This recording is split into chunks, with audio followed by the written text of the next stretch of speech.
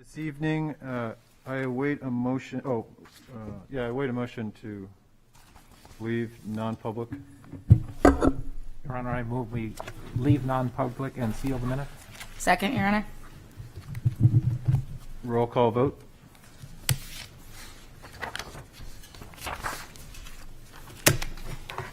Assistant Mayor Kelly, Yes. Counselor Tabor, Yes. Counselor Denton, Yes. Counselor Moreau, Yes. Counselor Bagley, Yes. Counselor Lombardi, Yes. Counselor Blaylock, Yes. Counselor Cook, Yes. Mayor McCaffrey. Yes. Do we need another roll call here for this portion? Yes, We do, all because right. we're in regular All right. session. We'll do one more roll call. So this is for attendance. Mayor McCaffrey, Here. Assistant Mayor Kelly, Here. Counselor Tabor, Here. Counselor Denton, Here. Counselor Moreau, Here. Counselor Bagley, Here. Counselor Lombardi, Here. Counselor Blaylock, Here. Counselor Cook. Here. All right, we will move to the Pledge of Allegiance. I just want to state before we do, I've been thanking everyone that's come and respected the rules of this chamber of the city of Portsmouth. We are really close by the numbers of being through with this. And I understand that with this phase of the pandemic, and I get as we are getting closer, it is harder, but I appreciate everyone's patience and perseverance as we make it through to brighter days. So with that, if you please join me in the Pledge of Allegiance. I pledge allegiance to the flag of the United States of America and to the republic for which it stands, one nation, under God, indivisible, with liberty and justice for all.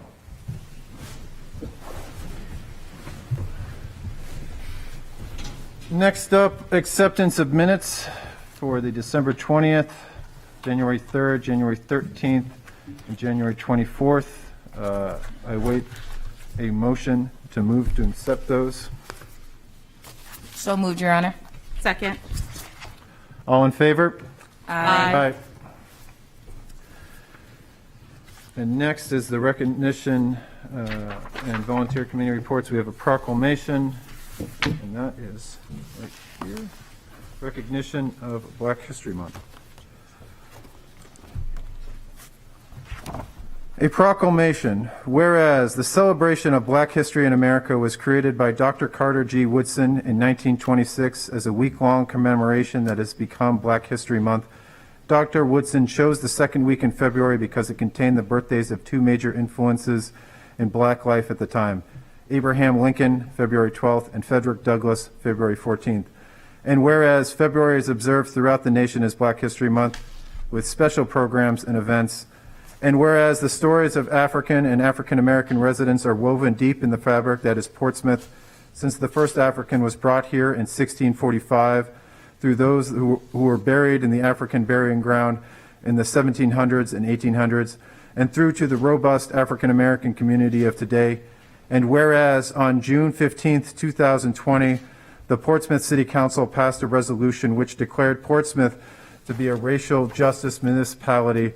And whereas we stand proudly with the Seacoast NAACP, the Seacoast African American Cultural Center, the Black Heritage Trail of New Hampshire, BIPOC, and many others who celebrate the deep history of Africans and African Americans in Portsmouth. And whereas we are resolved to affirm the city's commitment to hosting resources, providing helpful pathways to additional resources, alerting employees, boards, commission members to training opportunities, identifying ways to advance dialogues with stakeholders for racial justice. Now, therefore, I, Daglin McCaffrey, Mayor of the City of Portsmouth, on behalf of the members of the City Council and the citizens of Portsmouth, do hereby proclaim the month of February 2022 in Portsmouth, New Hampshire as Black History Month, and urge all citizens to improve our record of equity and inclusion and be welcoming of diversity throughout our community. Given with my hand and the seal of the City of Portsmouth on this 7th day of February 2022.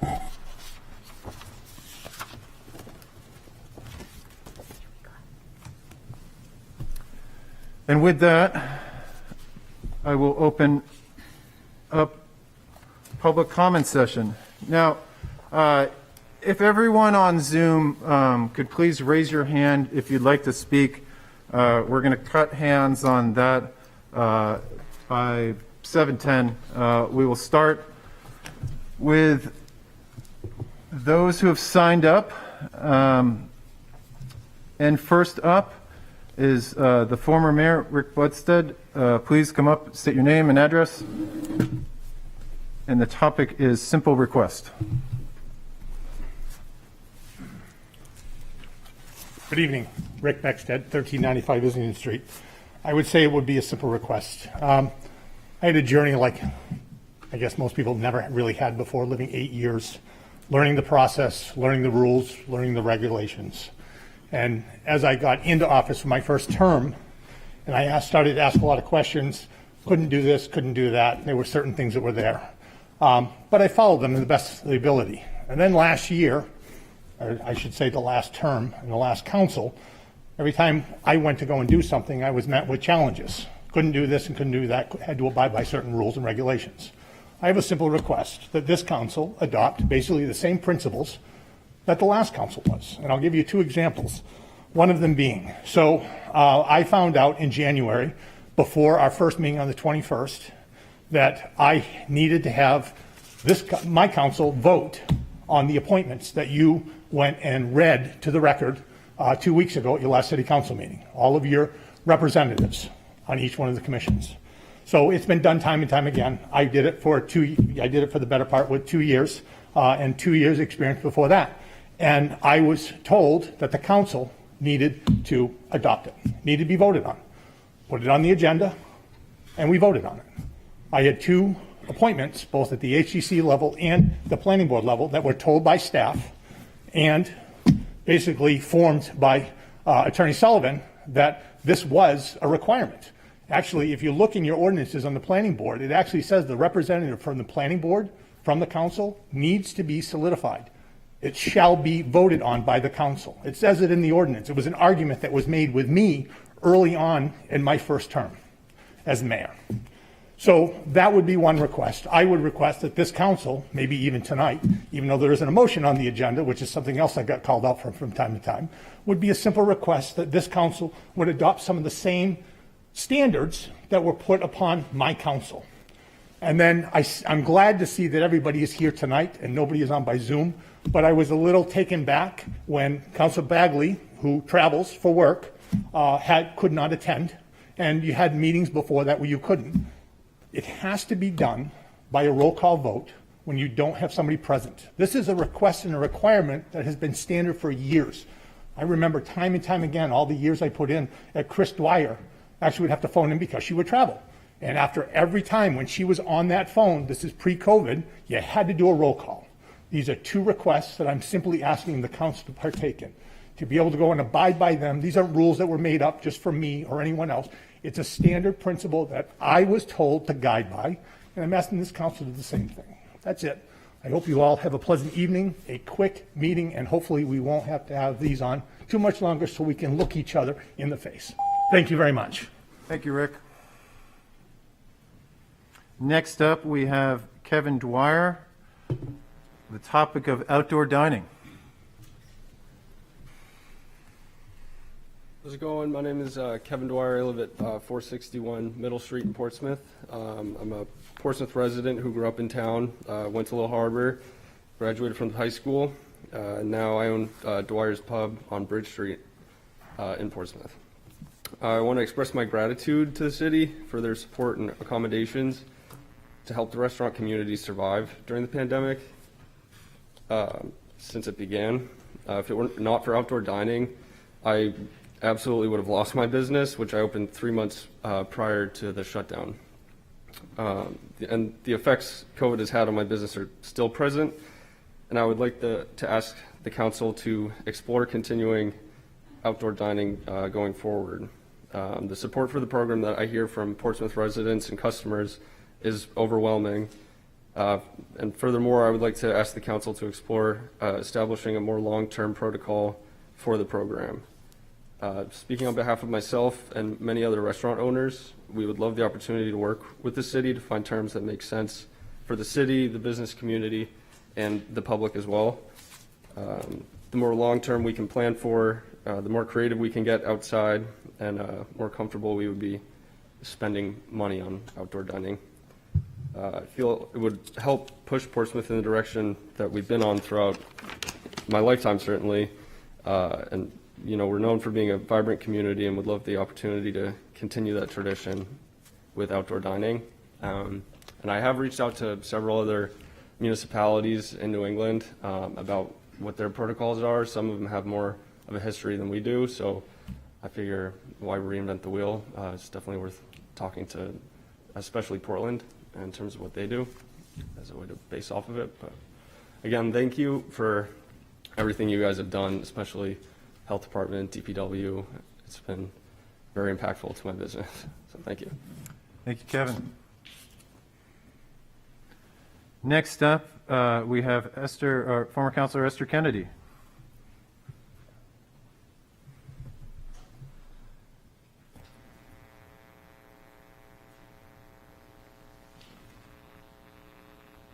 Esther Kennedy, 41 Pickering Ave. First of all, welcome to your second official meeting.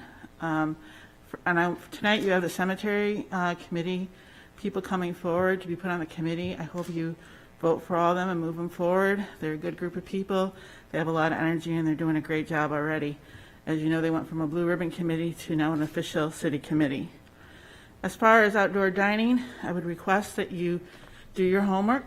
When we had outdoor dining, when I sat on council, we have a lot of little tiny storefronts that are not restaurants, that are not coffee shops, that are not food purveyors, that really feel that they are forgotten.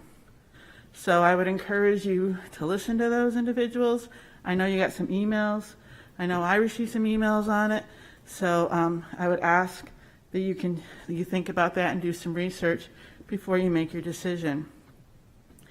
I would also like to have you do some research. The city manager has asked you to look at going outside of a contract. The firemen are great people. I would support them 110%. I believe that all the contracts probably need to be looked at, given the pay competition, the rate competition in our world today. As a public school administrator, I'm there with you. But I don't think you want to be the council that set the precedent, that went outside the contract and did it without really looking at the contract. If there's a problem, open up the contract. There are people that have been working in this that will not get the same benefit because they're in that contract. So I would encourage you to open up the contract and do it right. Lastly, face mask. I want you to think about the children of our school. I understand that we have a community that appreciates face masks, that wants face masks. But I also know that I've run a school for now a year, and I've been fully in a school for 2 years of 1,600 kids. And for this past year, we have not had a face mask rule. And I don't have the mental health issues that a lot of school districts do in our community. I don't have the regression in education because we've been full in. We didn't do hybrid like Portsmouth did. It was a choice of my community. I get that. But I would encourage you, as we move forward and as you do your research for looking at face masks, do you really think about the children of our community? Remember, this group of seniors, they were freshmen the last time we had what we consider typical school day. So I ask you, if you feel, because you're getting pressure from the community to keep this going a little bit, think about our children. Thank you. Thank you, Esther. Next up, we have a Sam Kenny speaking on the mask mandate.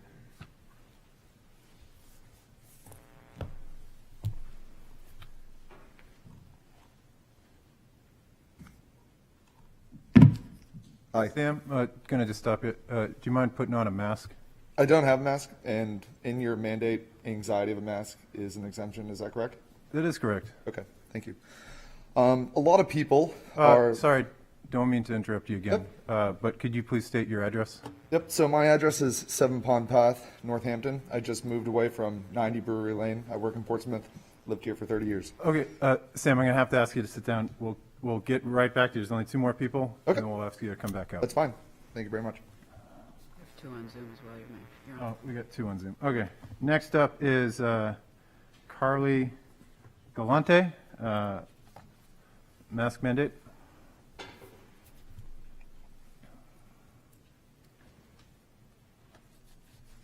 Name and address, right? It is, yep. Okay. Carly Galante, 555, can't see, sorry, Sagamore Ave. Okay. I would like to start to reference the health official's directive because that is what led us to the mandate. Kim was able to make this decision legally because of this, the State of New Hampshire Amendment to the Declaration of Public Health Incident to respond to coronavirus disease in New Hampshire. This was signed by the governor, and it allows Kim to make decisions for COVID-19 without counsel, disciplinary, or civil actions until March 31st, 2022. Interesting enough, the Portsmouth mask mandate is set to end April 1st, the following day. The duties of the health officers under communicable diseases and any civil misdemeanor that would be enforceable only apply to states of emergencies, which New Hampshire is no longer in, and the governor has made it clear that we will not be in one for COVID-19 again. Police can only be used during a state of emergency, and bylaws don't apply to illness, which is why this could not be used. You find RSA 147 under the Guide to District Court Enforcement of Local Ordinances and Codes under Town Health Regulations, which directly applies to this mandate. Section C's prosecution procedure under RSA 147 states, ill persons willfully violating such regulations shall be guilty of a violation. No special procedure is called for. Thus, the prosecuting official can use the form and procedures normally utilized in the district court for violations of state law, meaning a person would have to know they are sick with COVID and is inside a public place, and the health official would have to prove that they are sick to be given a violation that only the health official can give. The person or business can appeal the violation because it is not a state law to wear a mask, and the violation gets dropped. By New Hampshire state law, you are not required to give your ID to the health official if asked, and they can't write a violation without it, nor are you required to state your current or past medical history under HIPAA law. So whether you vote yes or no on the mask mandate continuing, it has no enforceable legal standing. Therefore, the directive and mandate and everything on it does not need compliance from people or businesses. I find it disrespectful that the people responsible and involved in the mandate and directive knowingly and willingly are misleading the citizens of Portsmouth by citing RSA 147 without informing them of Section C's prosecution procedure. And equally disturbing, this information was not shared with the council members when you repeatedly asked in the first hearing on this matter. I urge you to seriously consider what I've had to say here today. I've been able to answer your basic questions that others have not been able to answer for you in the first hearing. And if you would like to see any of my resources from NewHampshire.gov's legal section, I'm happy to hand those over to you. And for those reasons, regardless of your vote, people and businesses do not have to comply. So I urge you to just end it. Thank you, Carly. Next up, we have Sean Maloney on the mask mandate.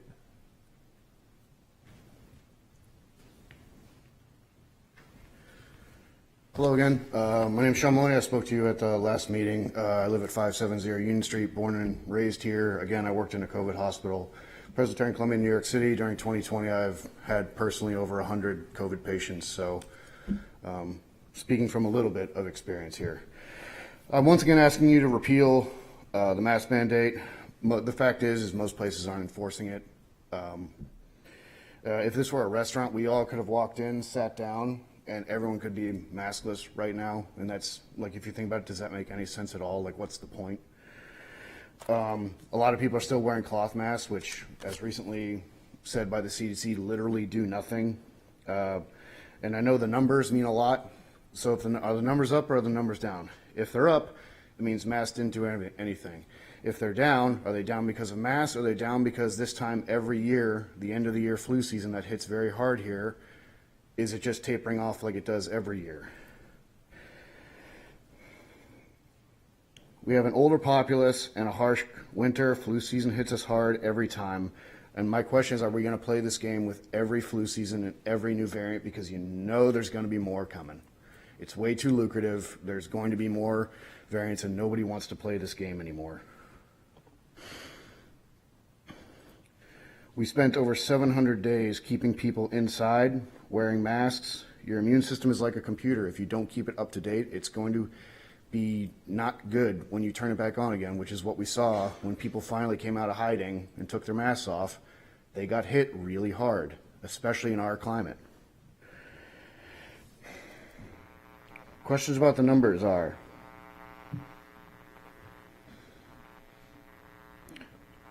are all the people in the hospital, are they all there for COVID, or are they there for something else that happened to test positive for COVID? Because we're testing for literally everything. Because across the country, roughly half the people are in the hospital for COVID. We're there for something else when they first got there.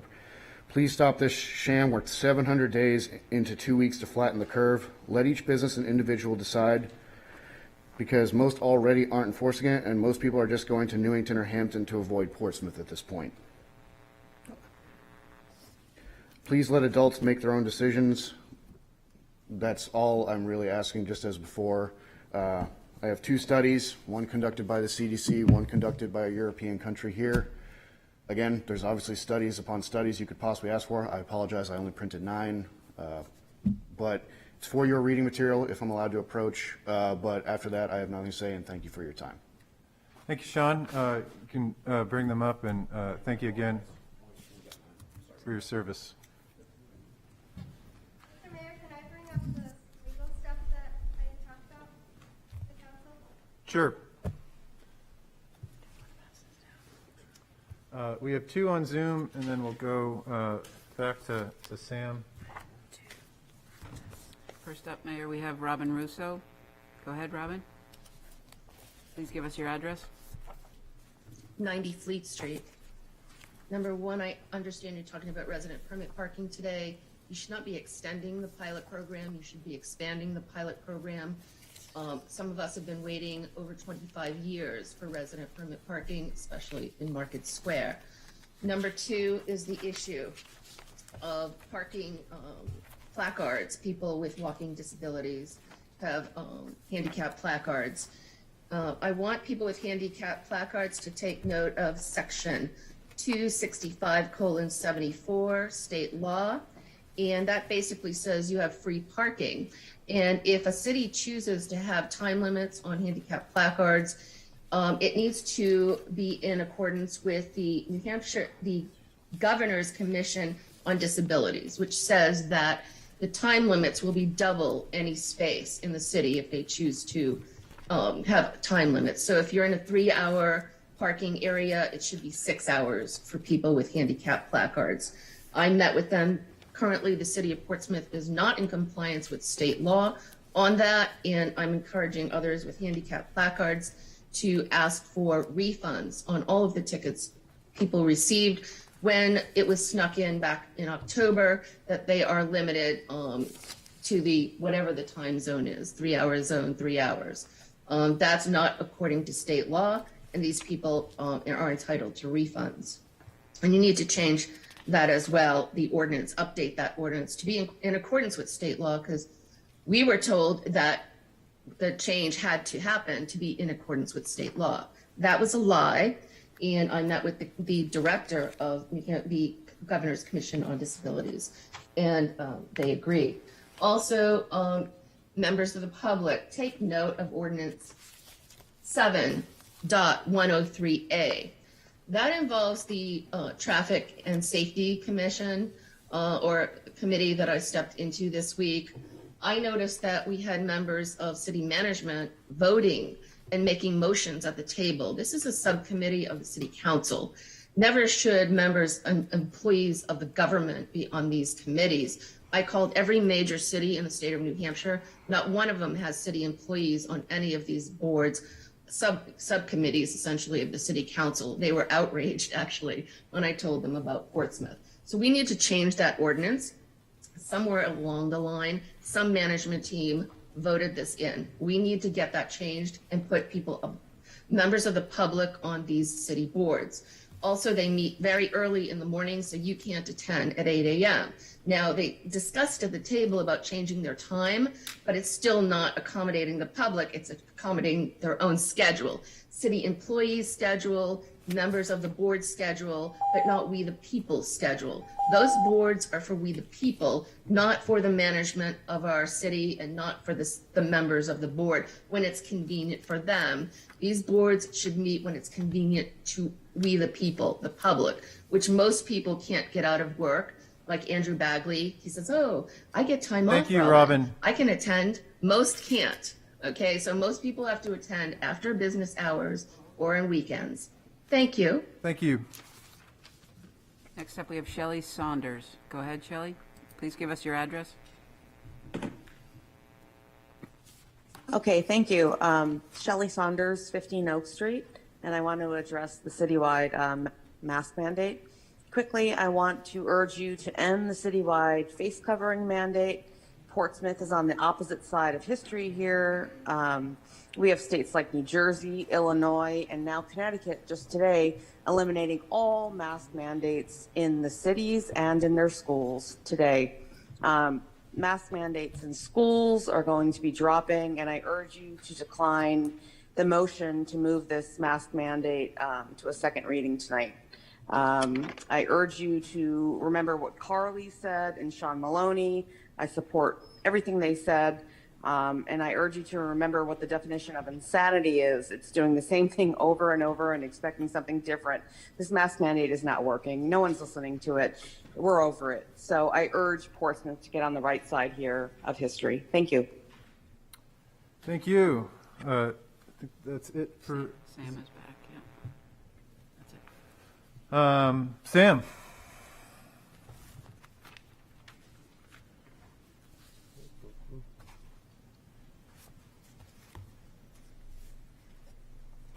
Hello, Sam Kenny. Once again, I just recently moved out of Portsmouth from 90 Brewery Lane. I now live in Northampton. I wanted to bring up the mask mandate because a lot of people are worried local governments are politicizing science. What studies are you using to further enforce your COVID-19 mandates? Being more specific, what references can you share regarding COVID peer-reviewed control group studies that other countries, our country, we have many top universities, Johns Hopkins, which is one that I'm going to bring to your attention. There's hundreds more, and I urge you to do the research. They reveal masks have no broad-based evidence of noticeable effects on COVID-19 mortality. It's government malfeasance to mandate a mask and not leave it up to people's individual health choices. You've been doing it on and off for 2 years. It's not constitutional, in my opinion, it's tyrannical. This has negatively impacted us as a society, further distancing us from our neighbors, friends, family, not to mention our economy. Will you take the blame for the wrongdoings of your overreach, or will you shift your blame to avoid scrutiny? We need some answers. Thank you. Thank you, Sam. And with that, I will close the public comment. Well, we'll move on to the no public dialogue tonight. Public hearings and or resolutions. The first is the capital improvement plan. We have a presentation that was held at a work session. Next, I'll open up to city council questions.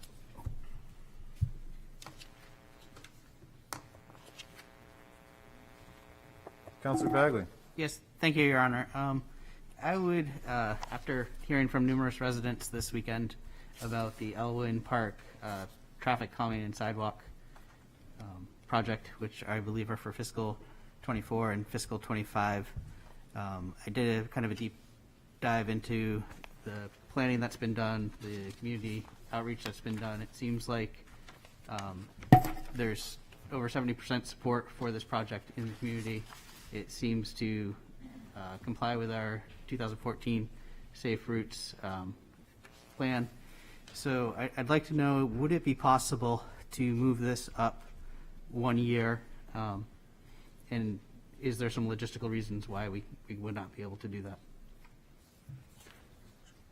Sure.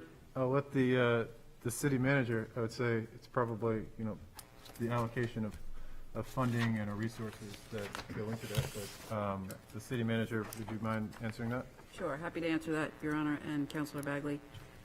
If we were to move up the items you're speaking of, and if you referenced it, forgive me, I'll read it again for folks following. It's TSM 17-PL-59, and the impact of moving that up a year would impact the FY23 general fund or capital outlay by $160,000 and would bring a $1.5 million bond into FY24. So as has been the case in previous CIP deliberations, the idea could be that the council could discuss it at this time as part of public hearing, listen to public comment, and then consider making amendments to the CIP either tonight or at the March 7th meeting where we would look to adopt. So there is, Peter Rice is here to answer questions. What I can tell you, there's been debate and dispute about, or not dispute, that sounds like a negative word.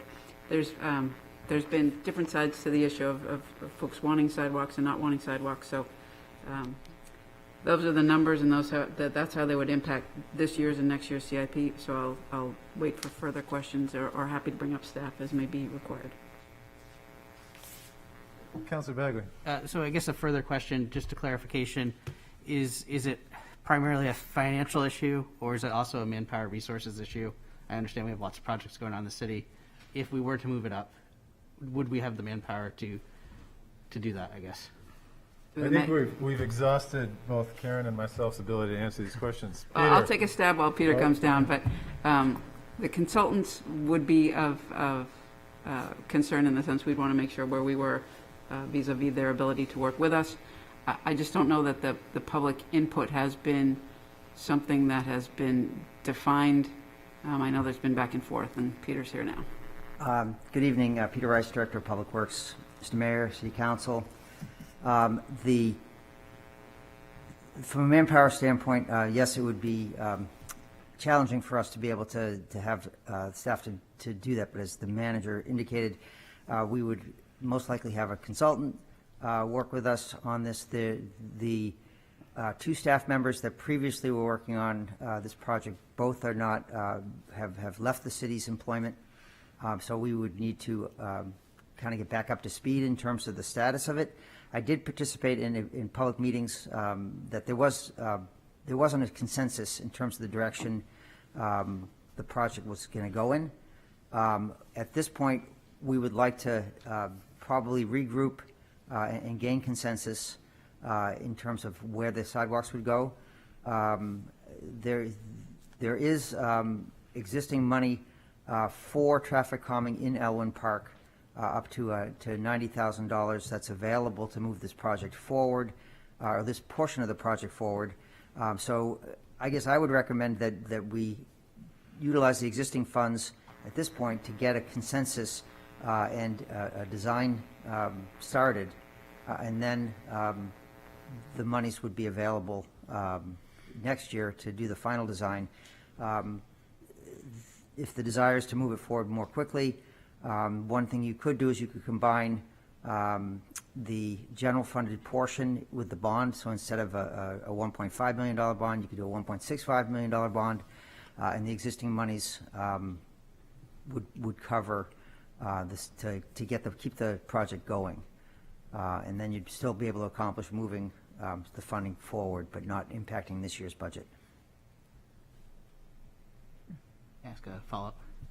So part of doing the research into this, I noticed that the other half of Elwyn Park is up for repaving. Is there any risk that the repaving would either be delayed or we would be doing the same work twice if we did decide to proceed with sidewalks in the future, or are those two projects going to happen congruently? There would be potentially some stranded investment. It would entail some of the pavement if we were to if we were to build all the sidewalk in grassy areas, there would be less of an impact. However, the right-of-way, we believe, is wide enough to be able to accommodate sidewalks. What we were planning on doing was holding off on Harding and McKinley for final paving and doing the side streets. There seemed to be some agreement that those main thoroughfares were appropriate to have sidewalks on. So we weren't going to pave those areas and hold off until there was consensus and be able to do the design and at least to a level that we could show people what the impacts to the roadway would look like. There did not seem to be a desire to have sidewalks on the side streets in that area. So we felt comfortable that we could go forward with the surface paving on those streets that are off those main lines without running the risk of stranding some investment. Great, thank you. Any other questions before we open it up? Councillor Cook. Thank you, Mayor. Mayor and City Manager, I guess. Is there a plan to have a separate work session on the new police facility? I ask this because I have many questions on that proposed project, and I suspect a lot of councilors also have similar questions. Yeah, I think the short answer is yes. I don't believe, has it been scheduled yet? It has not been scheduled. We'd be happy to work with the mayor and your schedule to make that happen. Yeah, why don't we'll get that scheduled before March 7th, and we do have a meeting after that if we can't adopt it by then, but I'd like to get that meeting before March 7th, so let's get that out and get that noticed. Thank you, Councillor Cook. Councillor Blaylock. Thank you, Mayor. Yes, I guess the question for City Manager. I noticed we have plans for the skateboard park in the CIP. I believe we also have it in the budget as well for FY23. Could you just explain to us how that would work, or where it would go if we were to go forward with that? Sure. So to recap, the previous council took a vote to allow $2.2 million in a supplemental appropriation. And at that time, the planning board had already noticed and placed in the CIP the placeholder of $200,000 in cash for design in FY23 and bonding in the out years for the project. And it would be up to this council to decide the ultimate disposition of the funding for the skate park. So essentially, you have options. Okay. Thank you. Thank you, Councillor Blaylock. Any other questions before we go to public comment? Public hearing?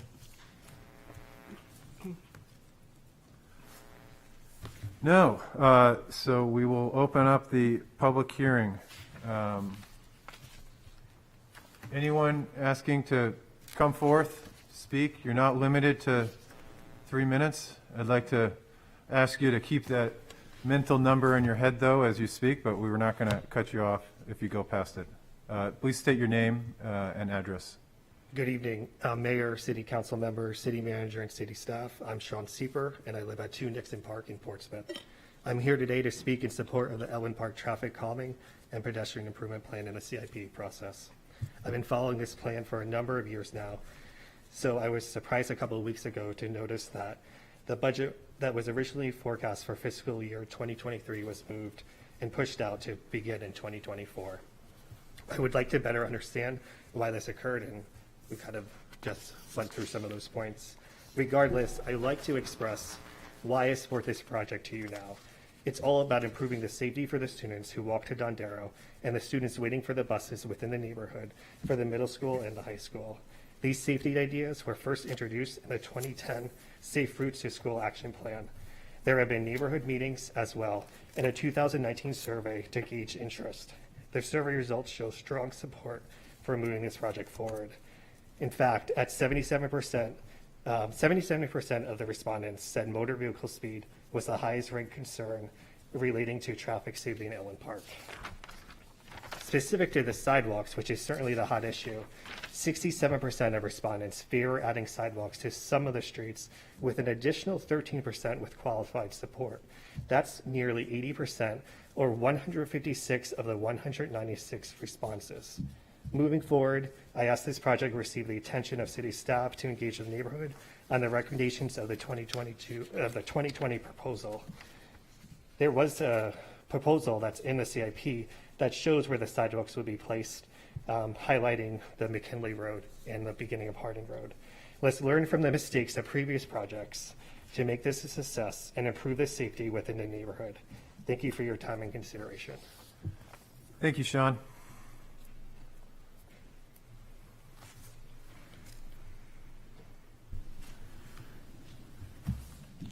Good evening, Mayor. Good evening, City former Councilor. Councilor Ahuda. I'm here tonight to speak on the CIP, and Can we just get your address just for the record? 280 South Street. Thank you. I'm here as a taxpayer tonight, and I'd like to request that the council ask for more information on the following. First thing I'd like to talk to you about is I'm going to talk to you about the section of building and infrastructure. And there's 6 lines in there that I think relate to each other, that I personally would like more information as a taxpayer. And in follow-up to Councilor Cook's question, this would be something to definitely discuss if you went and discussed this later. The 6 lines that I'm going to ask you to get more information on are the new police facility, the police facility study that was authorized last year, the police facility deficiencies and repair project, the City Hall HVAC improvements, the city-wide facilities capital improvements, and the city fuel station upgrades. Brand new, surprise. The first thing I'd like to call to your attention is last year, my experience, we authorized for the police station $1.2 million for a study. I would like to know the status of this study. What we have found out from this study, has the previous study been updated, and what did it tell us? Last year, also, the amount that was in the CIP based on not having a study was $39.2 million. We still don't have a study. I don't know what the status of the request is, but in the new FY23, we have $40,600,000. To Councilor Tabor's point last time, if the study tells us we need that, fine. But as a taxpayer, I would like to know what the study said before we move forward. The next thing that's in there has been in there for a while, and it's the deficiency study, or the deficiencies for the mold remediation. Now, when we first came in, this was in there. We authorized money to get rid of this. We were told that they were working on it. In 6 months, they had done some remediation. Another 6 months, it came back. The prior council had put in $400,000 for mold remediation, and this was put in for FY22, 23, 24, 25, and 26. At which time, in FY26, the City Hall HVAC improvements were put in there for $1.5 million. Now, last year when this was discussed, the root cause of the deficiencies and the mold remediation, we were told was the old piping in the building.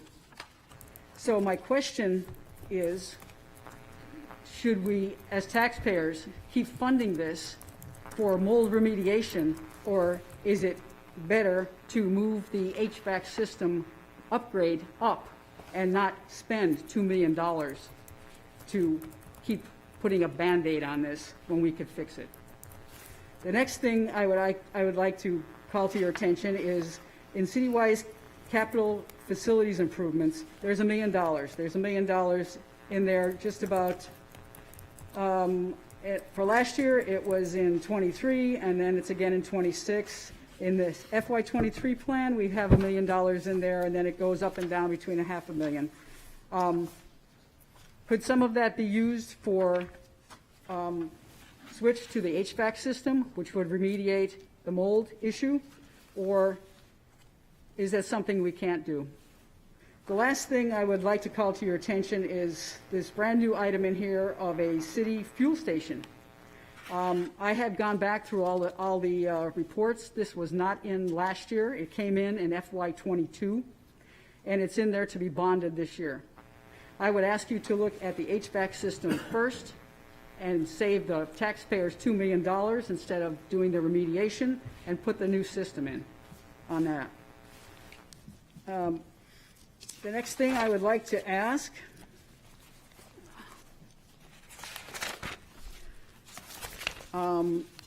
if anybody noticed the Pease wastewater treatment facility amounts. For last year, we had $1.5 million in the CIP for FY22, and then we had $12 million in there for FY24, for a total of $13.5 million. In FY23, we've got $3.55 in 23, and we have $49.5 million in there for 24. That's a jump. And I guess I would like to know where that came from and what it includes and how we got there, because it wasn't anywhere else and it wasn't discussed with the prior council. The other thing I'd like to know is for this council to get an idea of where all of the projects that were started last year are now. And specifically, I'm looking at Islington Street. The prior council went through the funding and the process for Phase 1B and insisted on the funding of Phase 2. The monies went out to be bonded, and my question to you is, how can you fund this year when you don't know where the project is or is going to finish up last year? So what I'm asking from the staff is, can you please provide the ending statuses of the projects last year so this council will know what they need to fund for next year? And when I talk last year, I'm talking FY22. When I'm talking this year, I'm talking your new year of FY23. The other thing I would like to ask is for the schedule to be improved. I'm having a hard time tracing projects that were on there last year that were funded and bonded. And the example of that would be the Hanover Facility Parking Garage. Last year it was in there for $6.3 million. It was funded through a resolution. This year it does not appear on your CIP schedule, unless I didn't get an updated one. The money for that should be on your schedule, because that was supposed to be done, my understanding, that was supposed to be done over 3 years.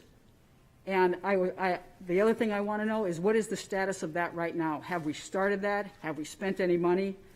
What is the status, and how much does this council need to allocate to this project and know where it is?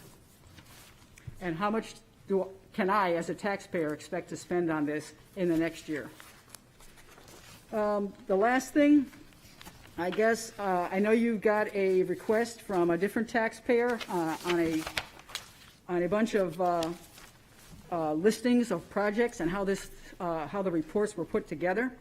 And I'd just like to follow up on that, because I personally was having a hard time following the flow from last year to this year on the CIP and matching that with the bonding and the money that was spent on these projects. So, I mean, the suggestion that came to all of you was for the CIP to be revised with upgrades, with a list of all the projects that are new for this year, a list of all the projects that were in last year's CIP and not in this year's because they were completed or dropped. Example is the Hanover Garage. But where is it? It was in last year. Did we start our first third or not? That would be really helpful for everybody else as a taxpayer to know where we are in the project and in the funding. The next one would be list all projects from last year's that were not completed or started. That means you asked the taxpayers for the money, we bonded it, and the money's still sitting there because we haven't started the project yet. That could be the case for Islington Street, I don't know. But I think the taxpayers should know where the money is that we bonded. We bonded out $30.5 million last year. Where is that now? Is it on certain projects that were told to the council and the residents, or is it sitting in a money market account until everything gets started? The next one would be if any uncompleted or unstarted projects are carried forward and the funding changes, provide an explanation why. That would be great for everybody as a taxpayer also. Those are my questions, and I'm hoping that if you discuss all of this with as Councilor Cook requested, that you'll get back to the taxpayers and let us know the status of all of these. Thank you. Thank you very much. Anyone else for the public hearing on the CIP?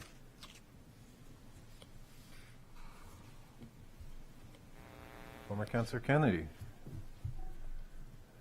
Esther Kennedy, 41 Pickering Ave. I noticed in the CIP, which is always there, for the cemetery committee, it's $25,000 a year. The cemetery committee is trying to, because it was not around for a long time, there's a lot of makeup and a lot of things that need to happen. There needs to be a study of our cemeteries for the committee to move forward and work on their work. I would ask that the council add $150,000 to that, to have a total of $175,000, to have a study for the cemetery committees. So I would hope someone would add that to the CIP. I wouldn't see it every year. I see it as a one-time thing for this upcoming fiscal year. The other thing, one of the things that at the end we were dealing with was a turf field question. There's no thing in the CIP if something has to be dealt with that field.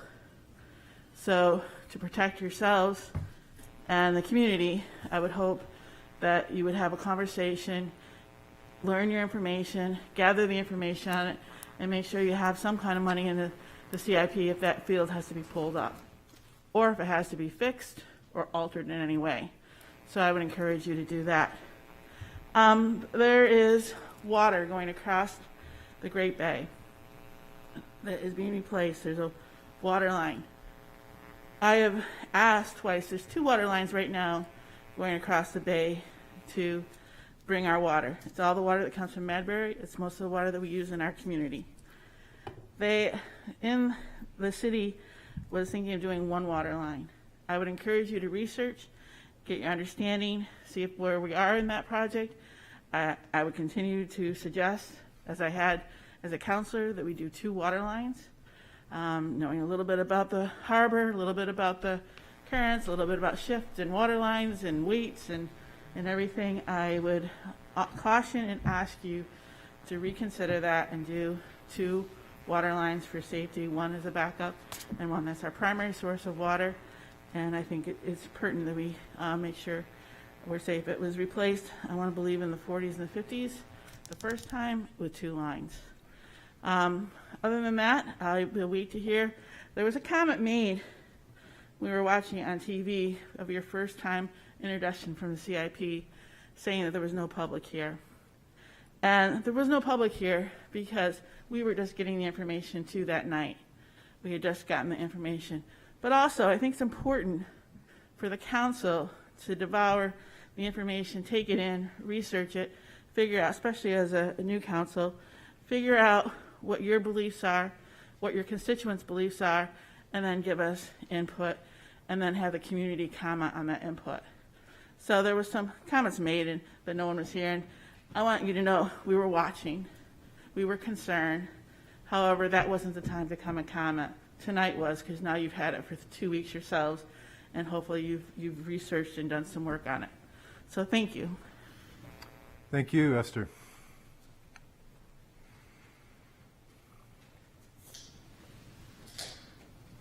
Good evening, Mayor. I'll see you again. City Council.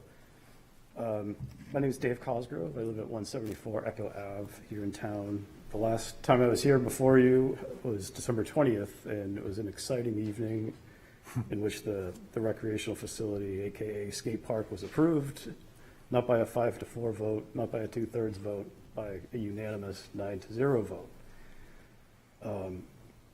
And as part of that motion that was approved, it was my understanding that the park was going to be funded via unassigned fund balance. So at this point, I'm seeking clarification. I'm a bit confused as to why this facility is listed in the proposed capital budget. It's not an approved budget, it's a proposed budget, when we've in fact already approved this project and already approved the funding.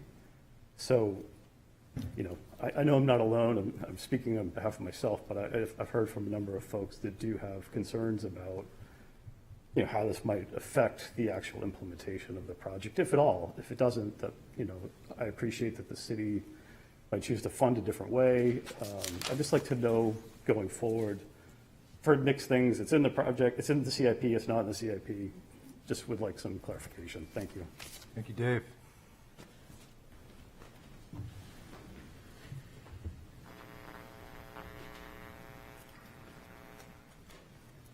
We'll take second-time speakers. Can I? Good evening again. I'm sorry, I forgot something. The other thing that I would like information on is the outdoor pool. In the prior year budget, we had 2.5 in there for a new pool house. In FY23, we've got that changed to $2 million for aquatics upgrades. So my question is, what are aquatic upgrades? And last year, it cost the taxpayers, I think we put in $500,000 in the bonding to get the pool up to opening because it was so important at the end of COVID. So that happened, and nothing was done with the pool house. So my question is, what more for $2 million needs to be done to this pool to get it up to snuff or up to what we think we need? And going back and looking at the funding that has been put into the pool, in FY19 we put in $1 million. In FY21 we put in $2 million. Now we're asking for another $2 million. So the question that I'd like to get answered as a taxpayer is, what does this $2 million involve? And since you moved the actual pool out, when will that be looked at again? Because as I recall last year, we had a passionate representative, Kelly Pitts, here, and she was very interested in what would happen with this pool and the pool house also. Thank you. Thank you.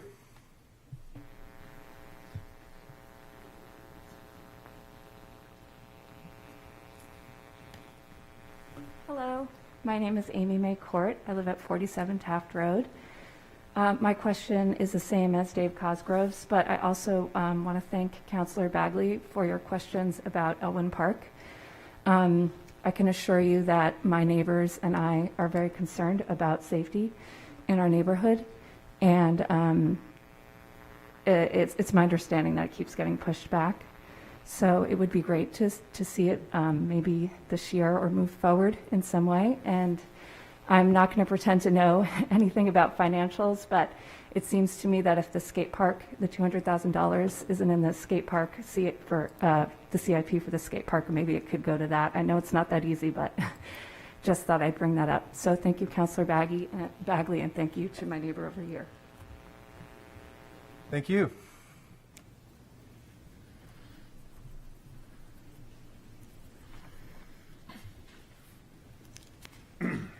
Good evening again. Rick Beckstead, 1395 Islington Street.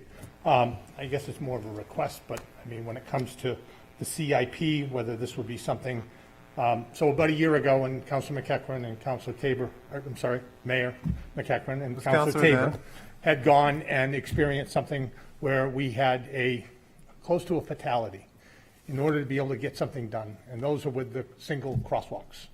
And we were able to put one at the end of Essex. And that's how I started my career. 8 years ago, from that date, literally, we had some close calls. We had people that walked there to school.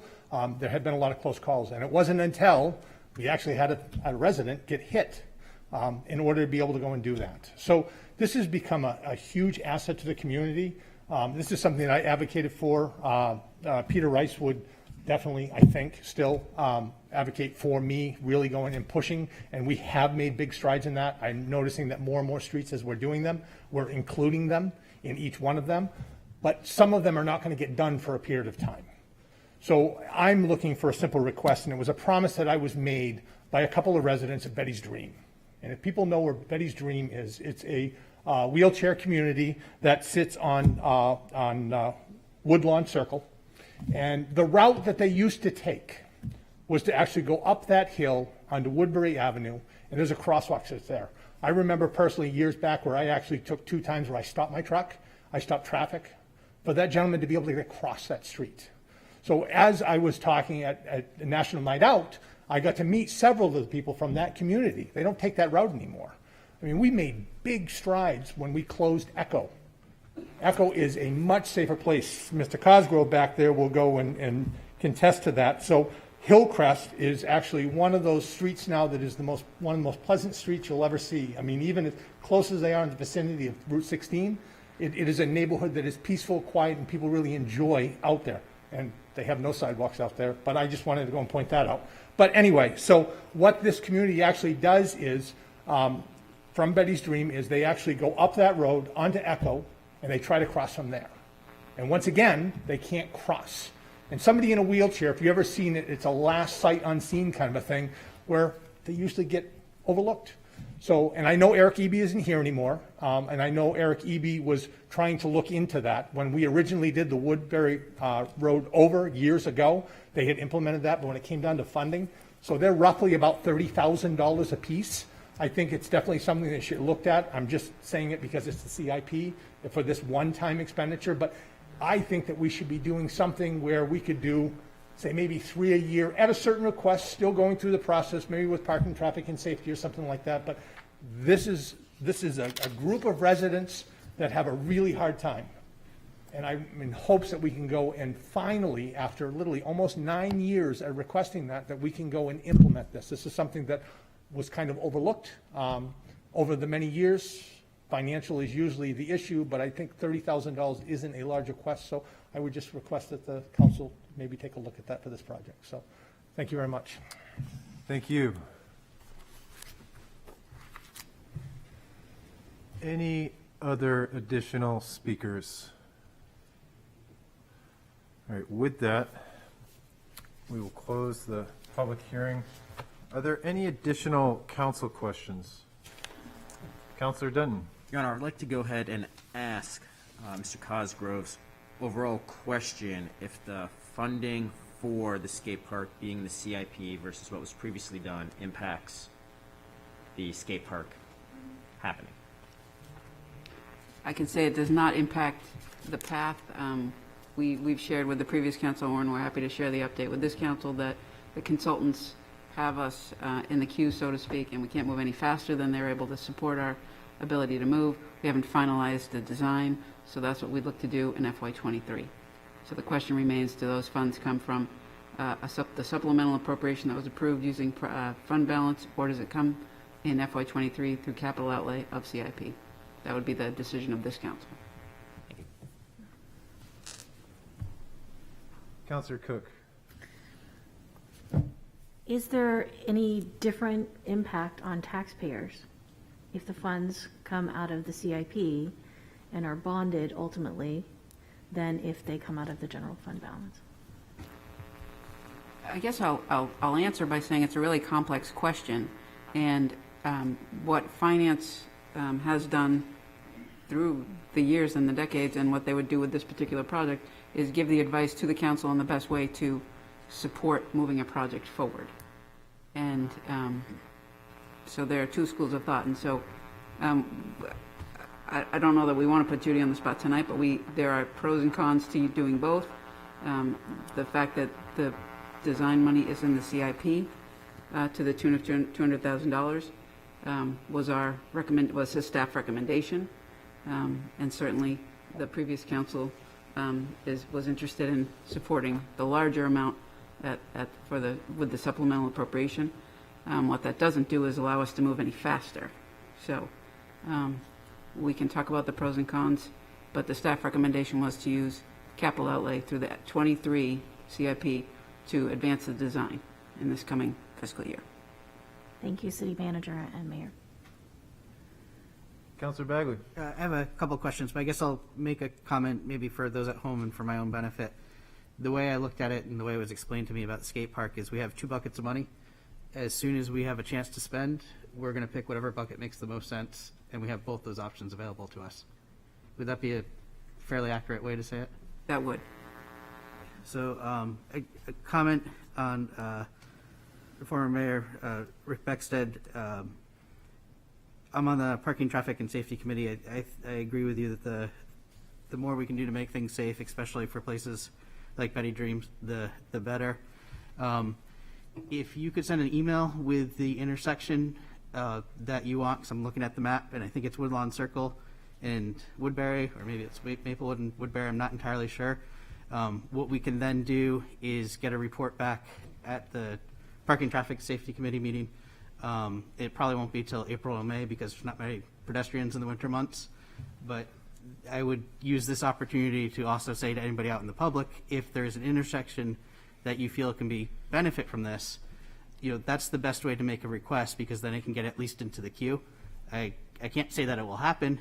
There may be various reasons, engineering-wise or whatever, that it can't happen, but if it gets into the queue, that's the most important thing. So anything we can do to get those things in the queue. I did ask at the budget work session, and I believe there's up to $300,000 available for things like this. So there is funding in the CIP if we identify places where we can put these flashing beacons. The tricky part is, I would say every resident that crosses the street anywhere would think they would be benefit to have them. We have to be a little bit judicious in where we put them, because if you have too many out there, they just kind of get lost in the noise. So we want to pick the best, most impactful places to put them, and that certainly sounds like it's a good candidate. And Your Honor, if I can continue on a second question. Yep. So just jumping back to the sidewalks in Elwyn Park, took a pretty deep dive into the studies. There isn't 100% consensus, but like the gentleman who spoke earlier said, it was 60-something%, and then it got up to almost 80% for some sidewalks, not obviously on every street in Elwyn Park, but on some of the major streets, especially going to the school. My daughter was lucky enough to go to Little Harbor, and where we walked to Little Harbor, we had sidewalks. And the community that you build when, as parents, you walk your kids to school is something that shouldn't be overlooked. If you're close enough to school that you can walk your kids and you feel safe walking your kids, you're going to meet other parents. You're going to get more integrated into the community. You're going to do more for the neighborhood. I don't think the benefits are just the sidewalks, just making the roads safer. I think the benefits are greater than that, and that's why I want to see it moved forward, because these are the types of benefits, especially coming out of the pandemic, that we really need to be looking towards. So I understand the challenges and the difficulties of moving it forward, but at the next meeting, I'm pretty sure I'm going to make a motion that we at least consider it, and I think these aren't just sidewalks. These are things that build community, and I'd really like to see it happen sooner than later. Thank you. Thank you, Councilor Bagley. Councilor Lombardi. Thank you, Mayor.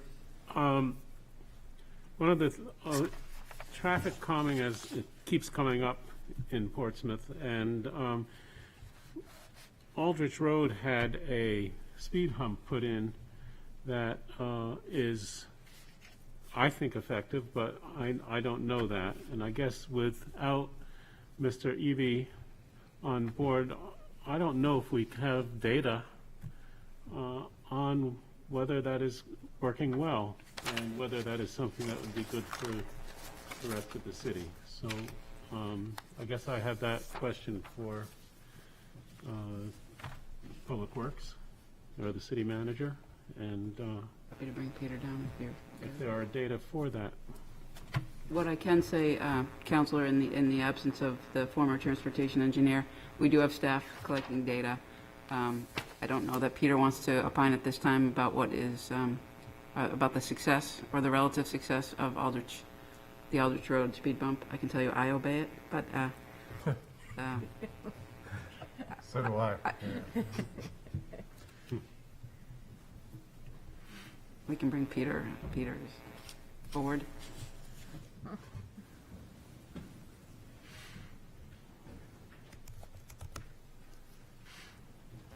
If you're on the council, you definitely, if you haven't been going the speed limit, you definitely start going the speed limit. We have been collecting data, and what we'll do is we'll put it together in a form that will report back to Parking, Traffic, and Safety. So it's something that, we've done that in a number of locations after treatments have been done to confirm efficacy of the treatment. So it's something that we'll bring back to Parking, Traffic, and Safety, and then that will be reported back to council in the minutes. Thank you. Thanks, Peter.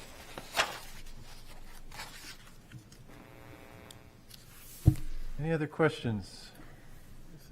Councilor Blaylock. Yes, I had one other question, and this might be for Todd Henley. I believe the plan with the pool was to build a new pool house, but then we found more issues with the pool, I believe, and the decision was made that it was not appropriate to put a new pool house on a pool that didn't work. But if Todd could It might be a Peter question. Peter, sorry. I'm happy, yeah. Or Karen. That's okay, to set the stage while Peter's joining us.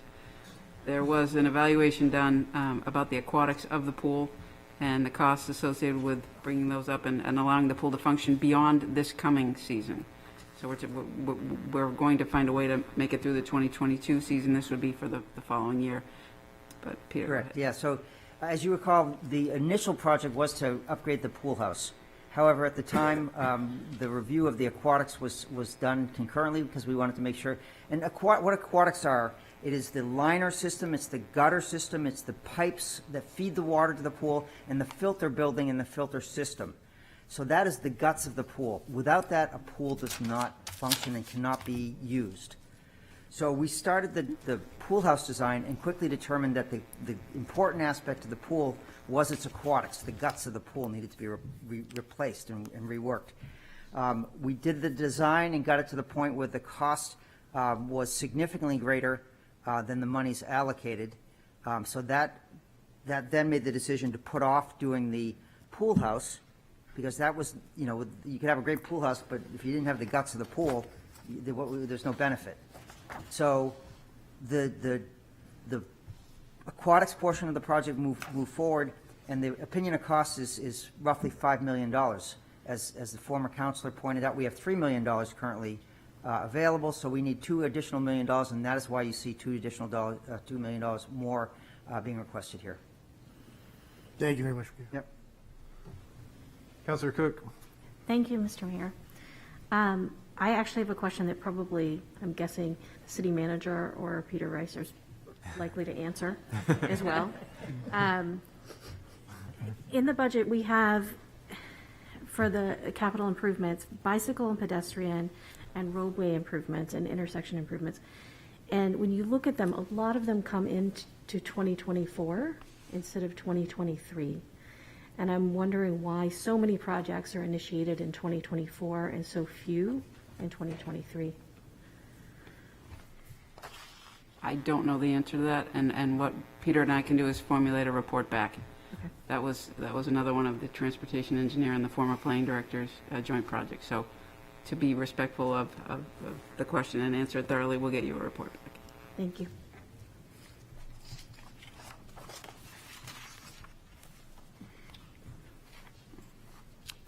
Any other council questions or deliberations?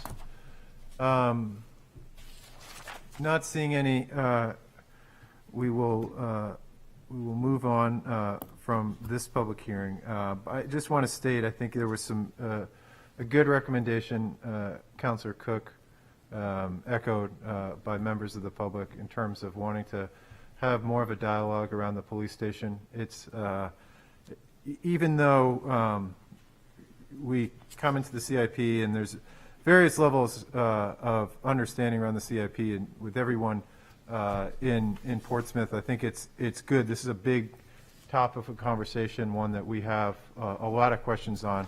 I'm going to request or add a work session to the February 22nd meeting that we'll start early there. That also happens to be my anniversary, so I'm really excited about that. But there's no place I'd rather be than talking CIP. But it's important that we always kind of start from scratch when it comes to CIP and look through these and question as we have. Again, just so folks are paying attention, you'll have another opportunity. There'll be another meeting. We can also, I'd suggest that we extend the public hearing and not close that. So the 22nd, is that something that we can do here? So. Can we do that? Yes. Yeah. So we'll extend the public hearing to the 22nd.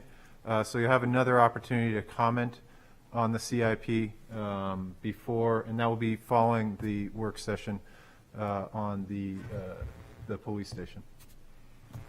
So with that, I'm not actually closing the public comment, public hearing. We're going to extend it to the 22nd. All right, we now have a second public hearing on the second reading of ordinance, the public hearing, second reading of ordinance, amending Chapter 3, Article 11, Section 3.1101-3.1104 face coverings during the COVID-19 pandemic. A sample motion would be to move to pass second reading and hold third and final reading at the February 26, 2022 City Council meeting.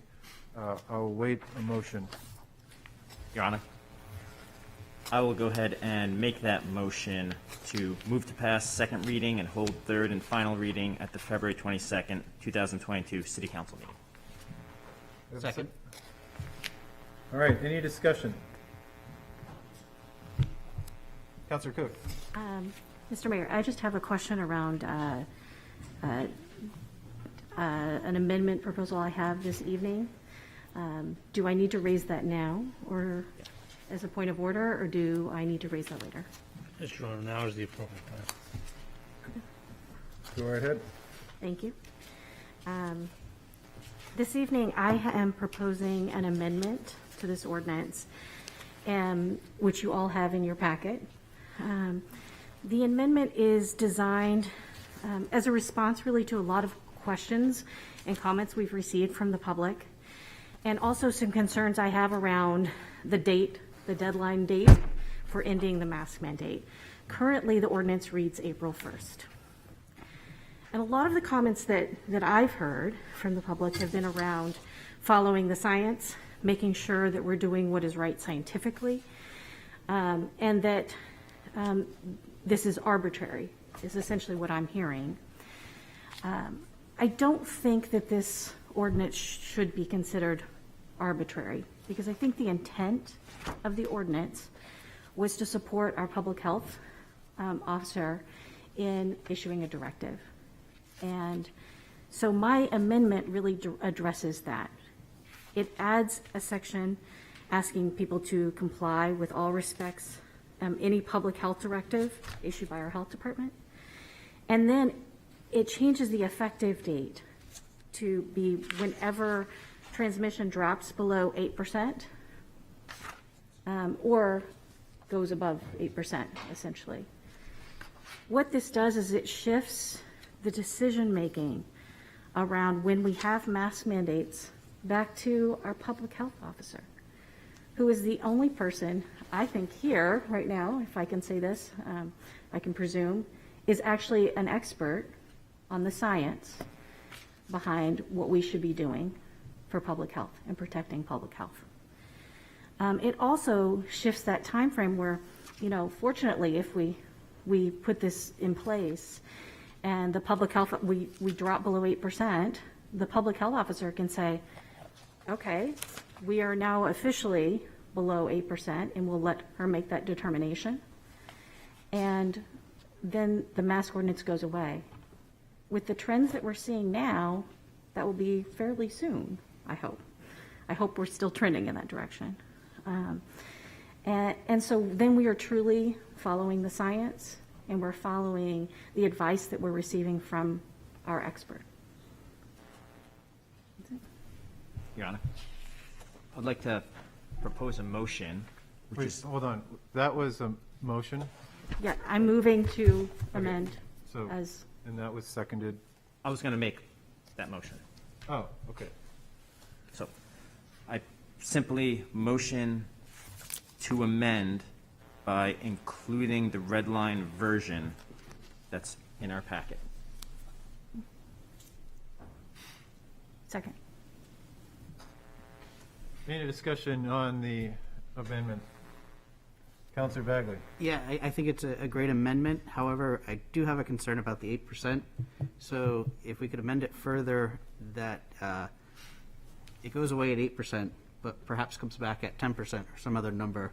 My fear is that we end up in a situation where one day it's 7.95, the next day it's 8.05, then it's 7.5, then it's 8.1. I don't want to have a situation where I want there to be a bit of a buffer between where the mask mandate goes away and then where it's re-implemented. I don't know if there's a best way to do that.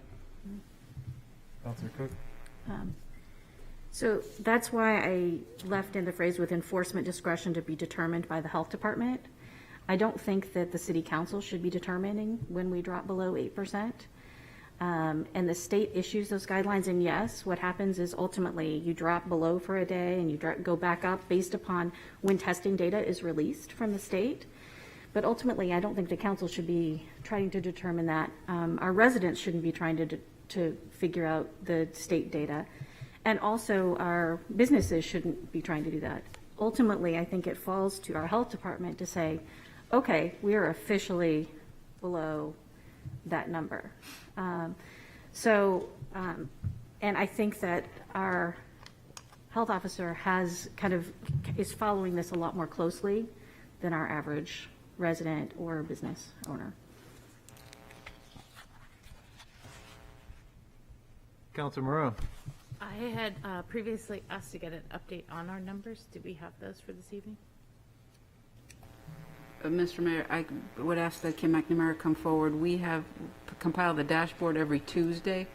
It seems to be the day that the information is updated on a weekly basis, but Kim can speak to where the numbers lie, particularly today. Thanks, Kim. Whether you're the state or the CDC, there's an average, 7-day average to 14-day average. And our current numbers are New Hampshire positivity is 12.8%, and that's down from 21.9% on January 18th. Rockingham positivity is still a bit higher at 14.3%, but that's also down from 25.5% on January 18th. Portsmouth positivity is at 10.4%.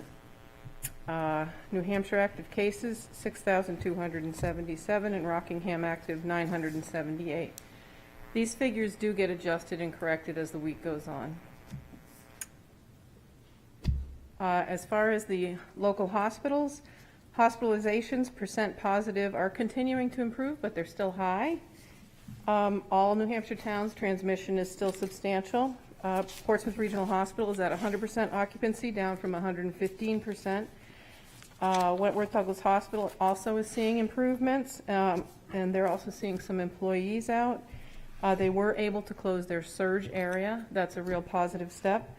Exeter Hospital is also seeing improved numbers in operations, but is still concerned about the high number of infections. Quick question, Kim. Just one more. Surrounding communities, previously Exeter, do they still have their mask mandate in place?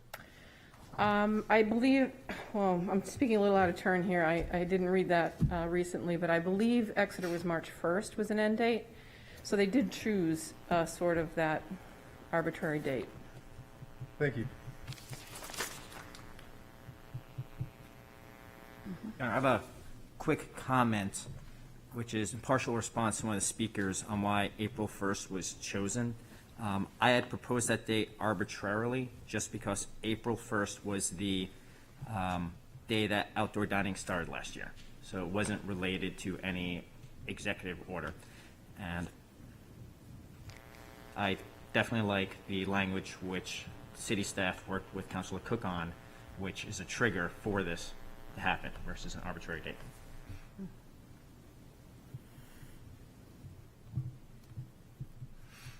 Counselor Moreau. I just have a quick question for our city attorney. If we put this to third reading, it's enacted on which our next meeting is the 22nd. What if our numbers are at 8% at that point? It becomes effective on passage of third reading. If the amendment is made, then if it's exactly at 8%, then the ordinance is still in effect. The mask mandate is still in effect. It is, positivity rate has to drop. No, I'm sorry. Positivity rate is equal or higher to be in effect. No, I was right. 8% or higher, it's in effect. Below 8%, it's not. On the day it becomes effective.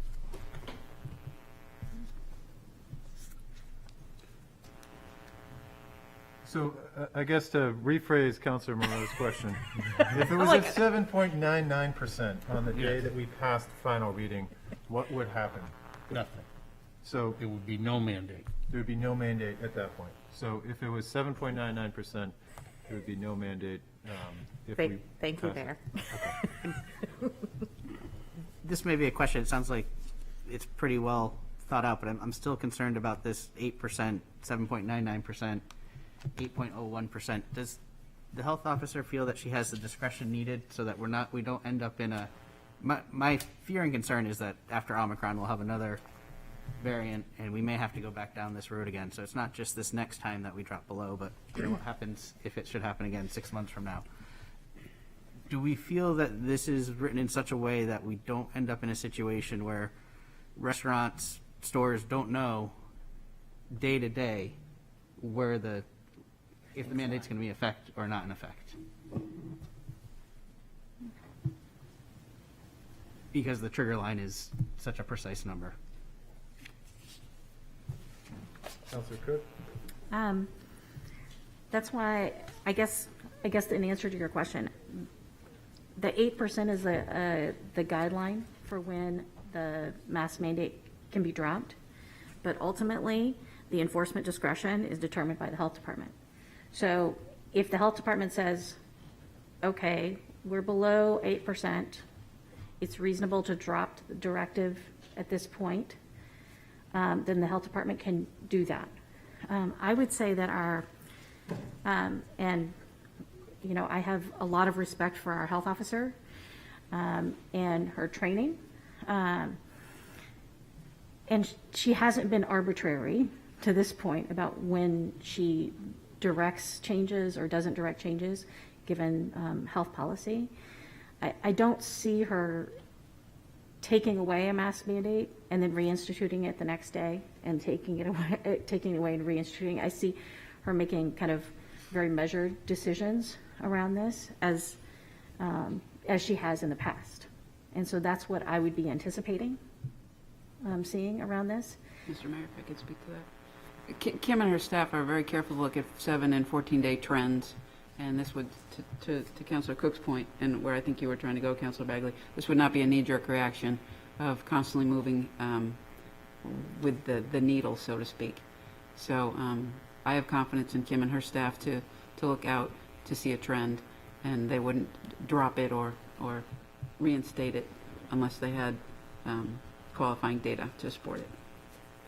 And I'll just add something before Councilor Bagley. These numbers are numbers that I'm on the cdc.gov, and I appreciate all the information that folks in the audience and throughout these past few years have sent. But the numbers of which masks are recommended fall in substantial and high transmission rates. Those are 8% and higher. The only question that I would have then on this is, as the science changes and this becomes endemic, is around, and vaccines become more prevalent, et cetera, as the CDC updates their guidelines in terms of guidance when it comes to or this number right now, which is at 8%, how would we best, would that be inferred with the health officer to be able to make those judgments, or would need to update the ordinance? Because while I do appreciate myself and understand Kim, the entire city of Portsmouth doesn't get to work with Kim on a daily basis, and we have to create a system that folks can trust in Portsmouth to, battle against the feeling that something is going to be capricious or changed, without proper notice. So I guess the question would be, and maybe it's to Kim, but Councilor Cook, is there room in this, as you see it, room in this amendment? So if the CDC were to change substantial transmission, then we would be able to change alongside that, or would we need an updated number to the ordinance? Maybe that's a question to Bob. Your Honor, there are two things going on at the same time. This ordinance and the health officer's public health directive. She has complete control over the public health directive. Could change it as she deems appropriate at any time. So if the numbers change, as you said, and the health officer felt there needed to be adjustment in the directive, she could make it whenever she wished. Okay. Councilor Bagley. So just a comment for clarification. I did have the privilege of working with the health officer during the pandemic, and I don't want it to come across as if I was questioning her judgment. I think she's done a fantastic job in a horrible situation.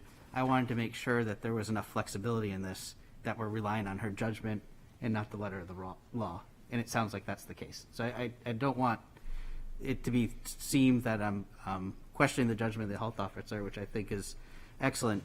I just want to make sure that the flexibility is there, and that's what I'm hearing, that the flexibility is there, that we can rely on her judgment and not just the exact number. Thank you. Any other questions? We'll have a vote first on the amendment. Not at. What do we do? Public hearing. Yep. Sorry, I didn't see it on the. I read whatever's in front of me, But the we have a public hearing. It was right there. Yep. Come on up. Now, remember, again, not 3 minutes, but Be respectful of your time. Yes, sir. remember that number in your head. Absolutely. So once again, Rick Beckstead, 1395 Islington Street. I am so deeply sorry that you have to experience what 2 years of my life was. And the questions are great. We tried to come up with several different systems, working very closely with two of our senators, our congressmen, and even our governor to try and come up with a system. We had tossed around the idea of doing a color code system. You got your green, your yellow, and your red kind of a thing. It just became confusing, and it made it more complicated. So the 8% is something that I understand. It's still, I guess, somewhat fudged as far as a number, a more realistic number. I think I had heard a comment earlier at one of the other meetings to try to align with what our school system has gone and done. So with the school system, they had gone and allocated for a 10%. So 10% or greater, you wear a mask. Below that 10%, it's up to you. You can still wear a mask, but it's not a mandated type of a thing. Other communities are doing it. My wife is a school teacher. She actually gets a weekly update on Monday. So Sunday night, an email comes out as far as where we are positivity rate. She's stayed in that realm for some time where she's had to go on and wear a mask. It's something simple. It's easy to follow. We have our letters that go out multiple times a week sometimes that we could then engage the community, even go and use Channel 22. One thing that I have learned is it is possible to put more than just seniors' information up there. I mean, we could put a lot of information out there over the last 2 years, which we had never gone and done before, and I'm grateful that we've been able to take advantage of that. Those little simple things right there. So it's a simple positivity rate of 10% or greater. You know what? We're highly recommending you got to wear those masks. But anything below that 10%, it aligns with other communities that are around us and makes it less complicated, less confusing. No ill will against Kim. I know Kim, that is her number one job. I lived it for 2 years, had many discussions with her, didn't always agree with her, but was always respectful of her position and her input. And I believe that she did the same thing with me. We worked in a dialogue for 2 years. So I would just maybe make that suggestion that a 10% would be an easier thing. It seems to be, I guess, better received across the board, whether it be our school systems, and I think it would be with the community. I just make it a little more realistic. So I just offer that as my 2 cents. So thank you very much. Well, we have a couple of residents on Zoom, so we'll take those first. First up is Robin Russo. Please go ahead and state your address, Robin. 90 Fleet Street.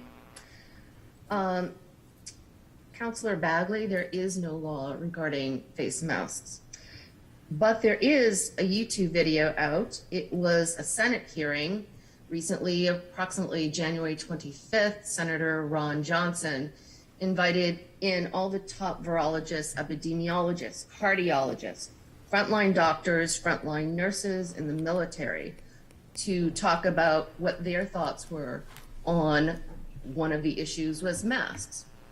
Can it prevent the spread of this virus? They were unanimous and they all said no. As a result, you're seeing countries all over the world getting rid of this mandate. So really what we're dealing with is fear. It's basically a symbol of fear. It's not going to help anybody, according to the top doctors in the country, if not the world. And so I take my direction from them and not a local health administrator who has probably good intent, but may not be as educated as she should be on this issue. From the top doctors. They are really the top doctors in the world, because everyone looks to them for guidance, as you see with all of these shutdowns of the mandates. So really we're dealing with kabuki theater, and I don't think we need to take people's rights away any more than has already been accomplished. So thanks. Thank you, Robin.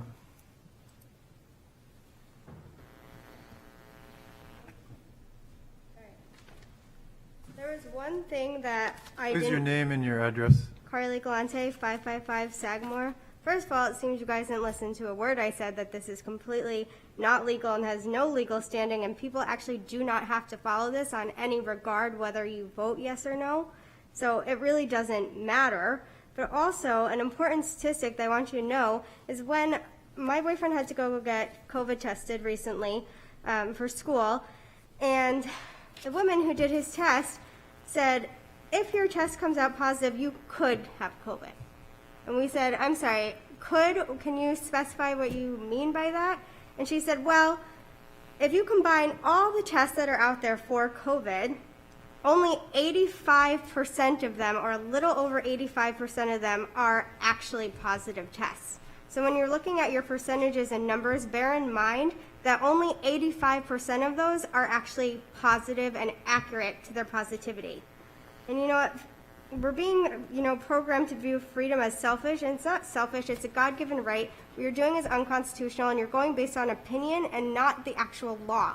And I think that's very wrong, because you're using your own personal opinions, not what is actual accurate information by our governor and all of the legal things I've brought to you. So I think it's ridiculous. I think what you're doing is personal and not for the people. Thank you. Thank you.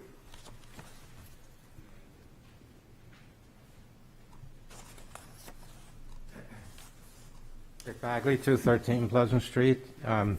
There's obviously two sides of a very difficult issue, and a lot of the facts that are being reported by both sides are actually true, which makes it even more difficult. I think we have to take a step back.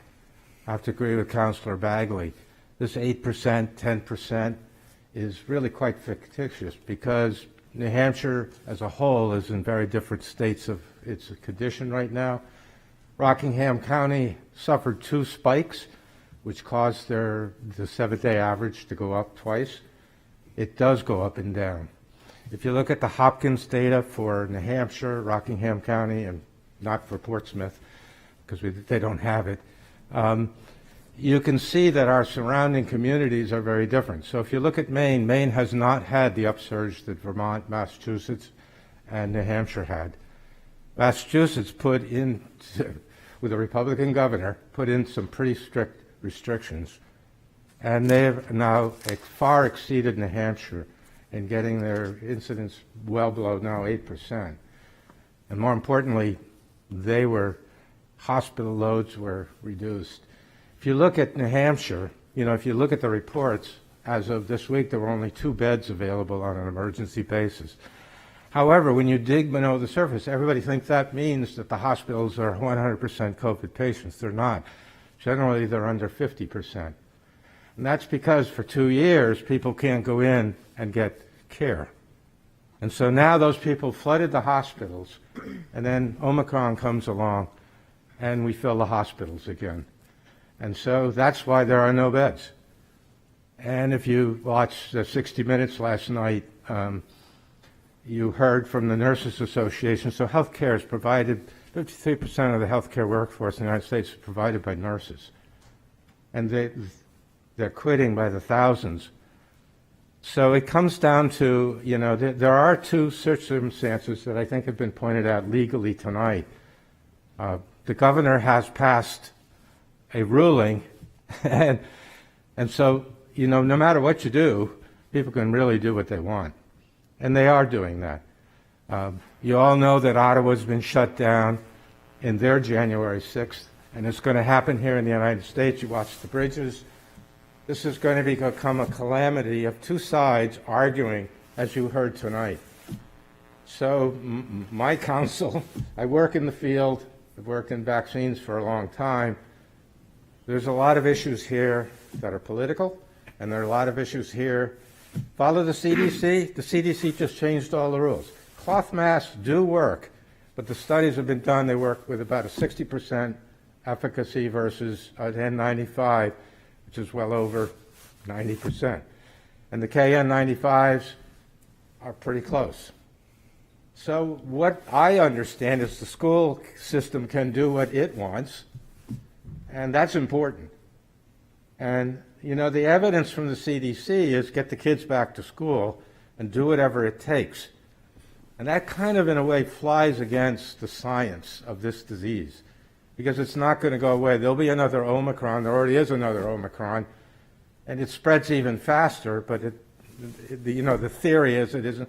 If you've got a higher percentage of the population, more people are going to still end up in the hospital and die, which is why the death rates are still going up in New Hampshire, and they're still going up in Rockingham County. So then the question becomes, what is it that your health officer has given you a recommendation? And it's just that. And so it seems that, though, this April date was arbitrary. The 8% seems too political. What happens if Kittery goes from its very low percentage now up to 60, 70%, which is a real possibility, because now it's the boosters. If the protection is different. So it seems to me that almost what would make sense, my wife would kill me for saying this, is to drop it. Because people are going to do what they want. You have a governmental ordinance, and you should let the health officer give a recommendation.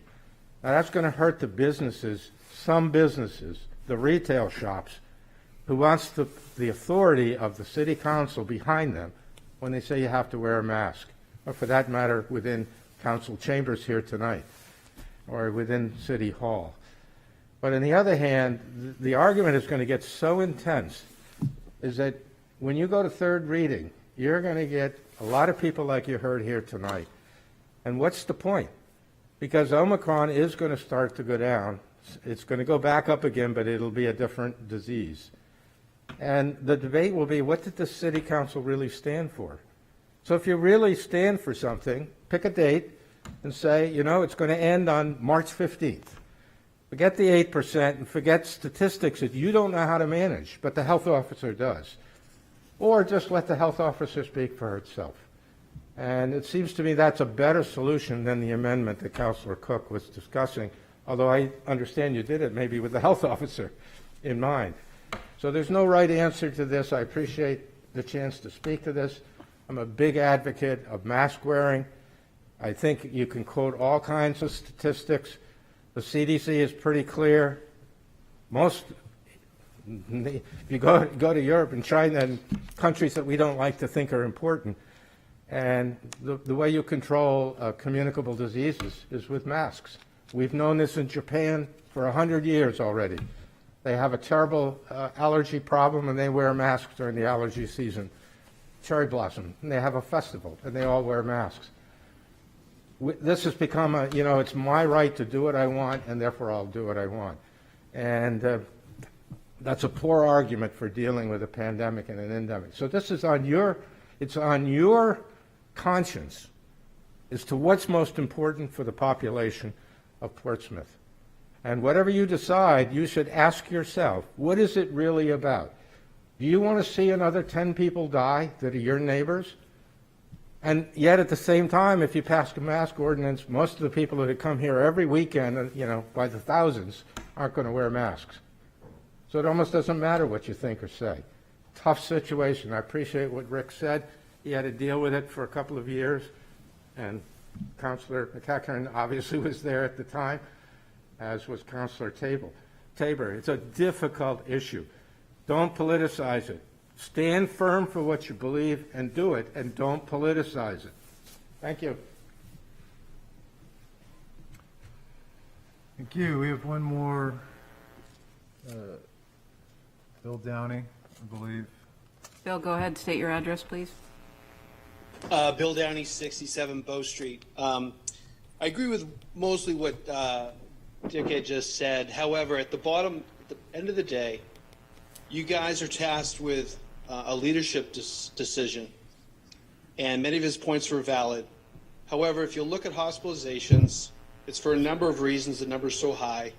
I think it's a matter of respect for the healthcare professions as well as our safety. An abundance of caution never hurt anyone. We're not in the major tourist season, so I would encourage you to continue this, chin out, and be firm. There's going to be a lot of resistance. Everyone seems to be a specialist and expert these days, but we do have a health director who just shared her knowledge with us. So I would encourage you to stay the course, be flexible, and do your best with it. So thank you very much. Thank you, Bill.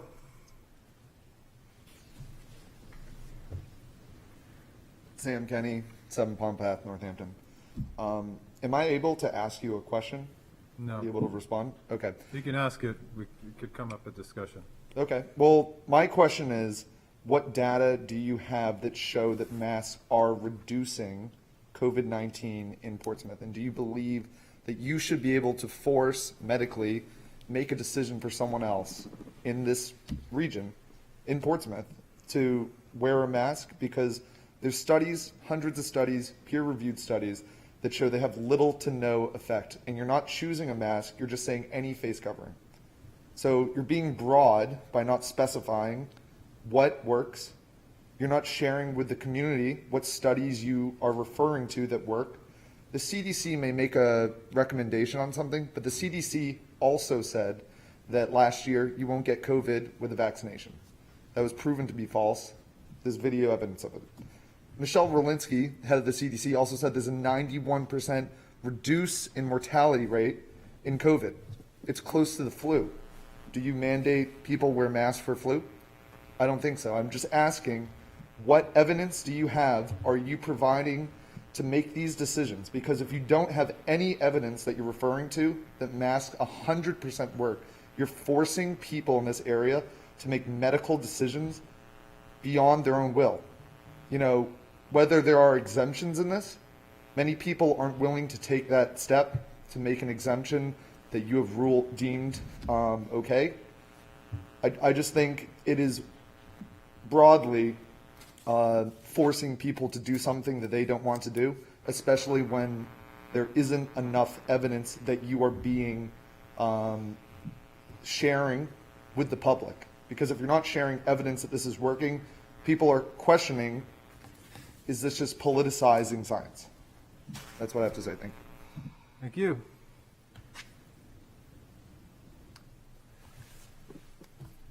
Any other speakers? If not, I will. Oh. Second bite at the apple. Second bite of the apple. Adam said to Eve.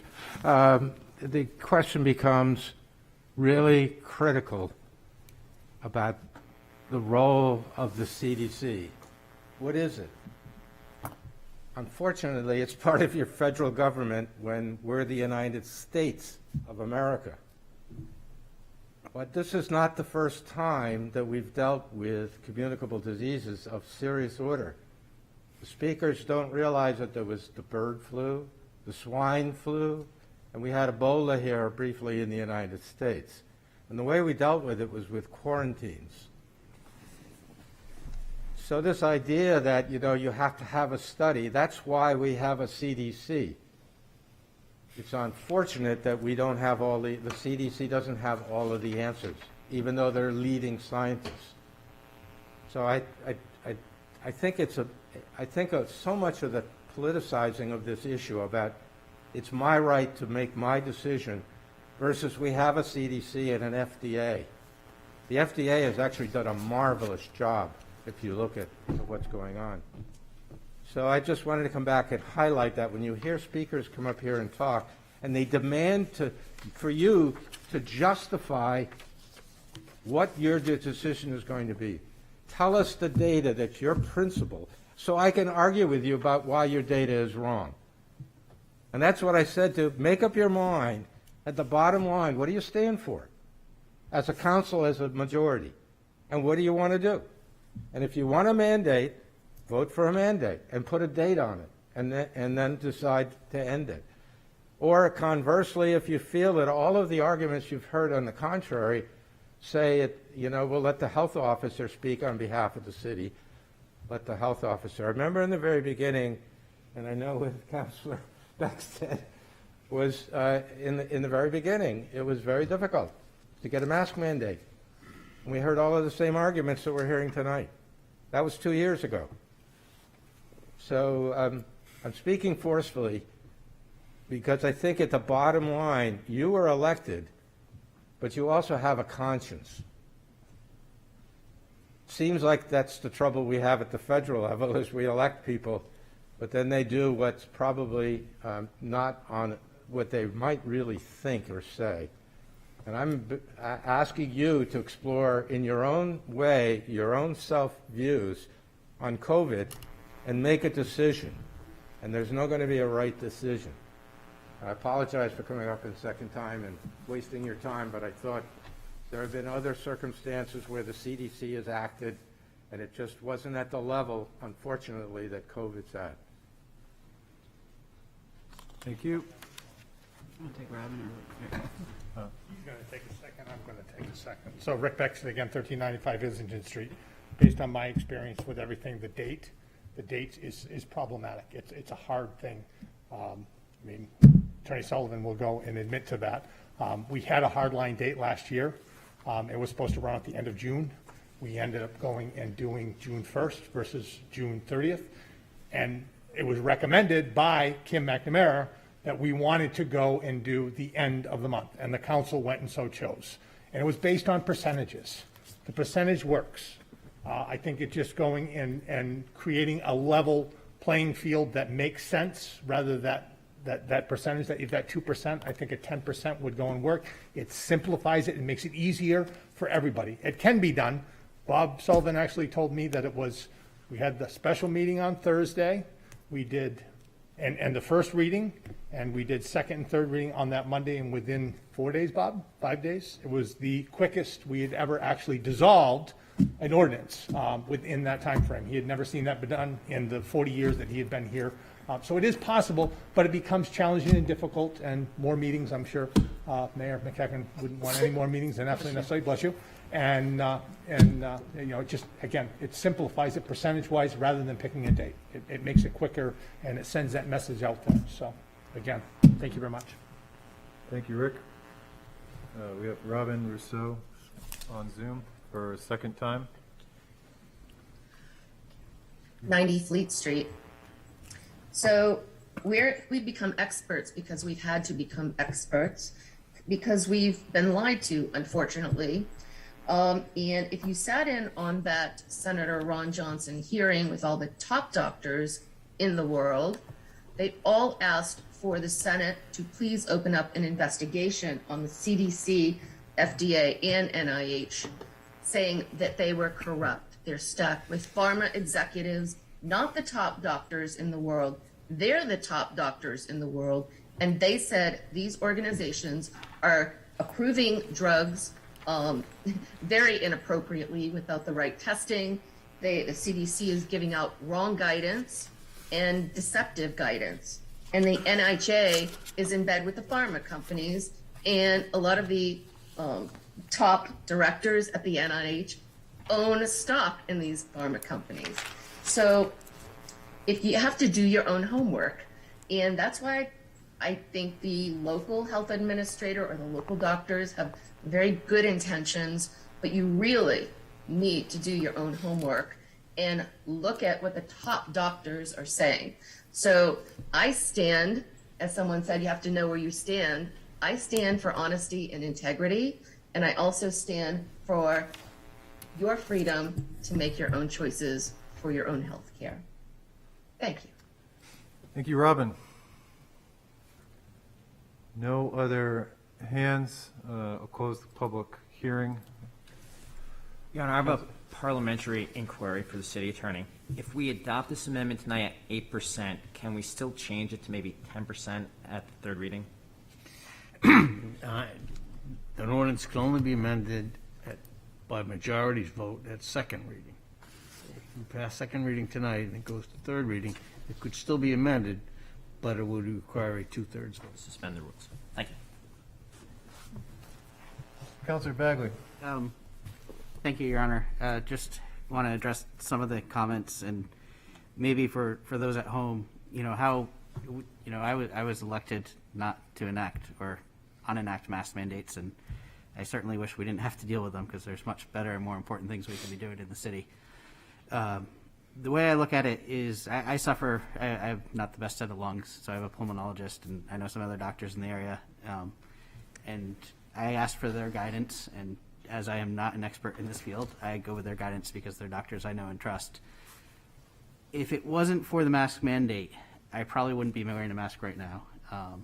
When I go into a store, before the mandate was in place, if people were wearing a mask, I'd put it on. If people weren't, I wouldn't. The reason we're passing this, or at least the reason I would look to pass this, is we're going to go from 30-40% people wearing masks to 80-90% people wearing masks, because most people are going to follow the rules if it's a factor rule. And masks are helpful. I'm not a scientist. I don't know the peer-reviewed studies, but I've spent a lot of time in countries such as China and Japan and Taiwan where they wear masks when you're sick, and the anecdotal evidence is there and the scientific evidence is there. If we pass this tonight, it's uncomfortable, it's less desirable to be wearing a mask, but it's going to loosen the load on our hospitals, and I feel it's going to help keep our schools open. I'm not personally in favor of a mask mandate, and I wish I didn't have to wear it, but I think we can all agree these last 2 years, lots of things have happened that we wish hadn't because of COVID, and I guess I express my feelings like that so people can know where I'm coming from and why I'm going to vote the way that I'm going to vote.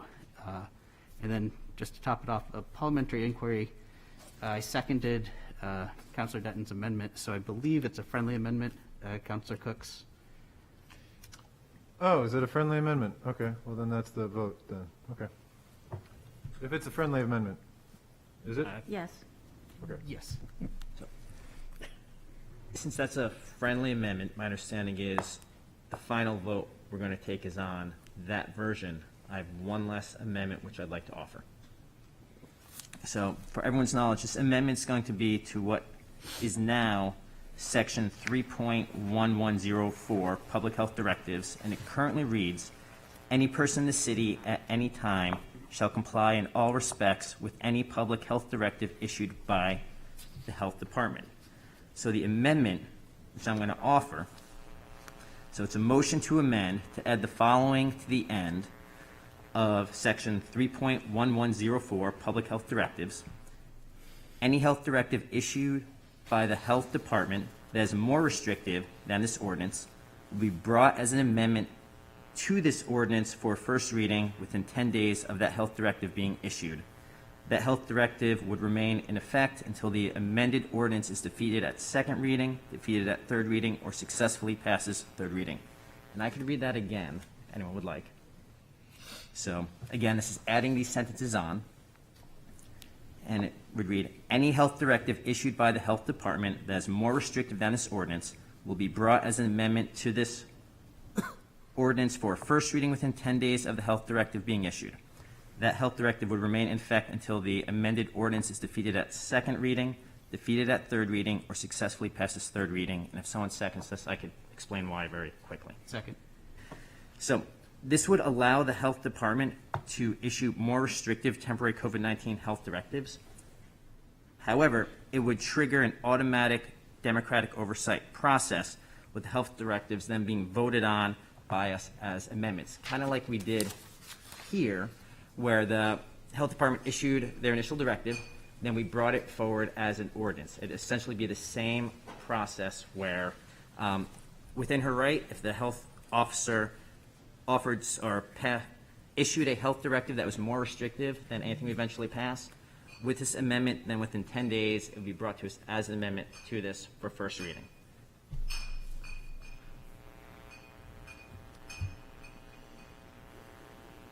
Is there a second? I second it, but I think Oh. it's up to Councilor Cook if Oh, he wants if it's a to friendly amendment. Okay. make it friendly. Yes. I think seems reasonable. All right, we got another friendly amendment. Oh, it's so uplifting. Councilor Moreau. I have a question, because and correct me if I'm wrong, but I believe one of the discussions we had the last time we were talking about this was that the schools were using the 8%, not the 10% that we heard tonight. So I just want to confirm that we are trying to align ourselves with what the schools are doing and that we're doing that appropriately. That is true. The schools are at 8%. Thank you. Any other comments, questions? Okay, I just have a couple of comments, and I'll pass the gavel to the assistant mayor. I guess not to this part, but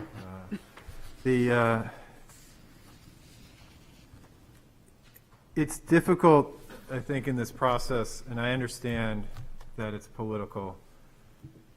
I understand also that as a politician, because we're all politicians, whether we like the term or not, up here, that by the simple act of us doing something makes it political. But I can assure anybody that's out there listening, this is the furthest thing from my mind when it comes to enacting anything like this. In fact, I think when I was elected mayor, I told my wife, well, you're not going to be seeing me pass any mask mandates. And she pointed out to me, very quickly that I was wrong about that. But I'd like to correct the record on one thing. When I believe anybody on the dais votes to do anything on this magnitude, it is not out of a desire to control. It is out of desire to serve Portsmouth to the best of our ability, to think of the information that we have at our disposal. It's disappointing to hear members of the public state that we might need our health officer might not be capable. She's more than capable.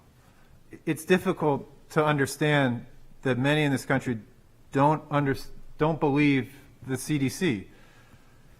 We don't have another Centers for Disease Control. It might not be great, but it's the best one we got. And so I agree with putting a percentage on there. Again, it's not perfect. It's difficult, to say the least. I'd also agree with Councilor Bagley's points around trying to make it so that it's not something that it's maybe we're there, maybe we're not. I'd like to have, potentially in third reading, higher numbers to reenact it, because I think that would be more clarity to those that are, following this on a day-to-day basis. But the action that we take, it's never perfect. But as one member of the public stated tonight, make a decision and stand by your convictions. I will tonight. I will be supporting this, not because I want to enact some sort of control, not because I believe this is a political tool, but because of the evidence that I see and our best effort as a city council to make sure that we are doing our best to protect the city which we all love, that we all serve. I will be supporting this amendment. Thank you, Assistant Mayor. So with that, a roll call vote, please, Kelly? Yep. And I won't make you read back the amendment, but we do have the amendment from Councilor Cook marking it at an 8%. And we also have the amendment from Councilor Denton that would require any more restrictive measures to come before the council. Is that correct, as I understand it? Okay. So this is on the amendment. Oh, they were both friendly amendments. They were both friendly So amendments. this is Okay, so this this is the only vote we're This going to is take the on vote. public hearing B tonight. sorry, Assistant Mayor Kelly. Yes. Yes. Counselor Tabor. Yes. Counselor Denton. Yes. Counselor Moreau. Yes. Counselor Bagley. Yes. Counselor Lombardi. Yes. Counselor Blaylock. Yes. Counselor Cook. Yes. Mayor McCachran. Yes, It's unanimous. thank you. With that, we got a presentation, and then we'll take a 5-minute recess. Thank you, Mark, for being very patient. Glad I saw that and didn't make you wait any longer. I think it's by Zoom. It is. Mayor, I'm happy to bring forth as panelists Mark Dabowski and Tim Whitney from Greenman Peterson Incorporated. They're the consultants for New Hampshire DOT. Joined by them is Michael Dugas from New Hampshire DOT. They'll all be here tonight. Mark is slated to give the presentation, and I will bring it up as I'm talking. But this is the Hampton to Portsmouth former Pan Am rail corridor that runs parallel to Route 1.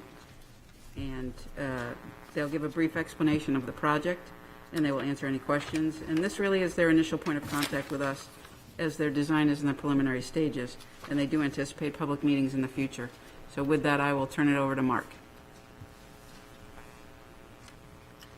Thank you. Just to clarify, will I be sharing my screen for the presentation, or will you be? I think we've got it on this end, Mark, unless it's easier for you to do so. If you don't mind, I can share mine. That just means I have the latest one, to be sure. Okay. He doesn't have It to should say be next very slide. similar to what I said. So Kevin, our producer, if you're listening, if you can allow Mark to share, that would be great. Thank you.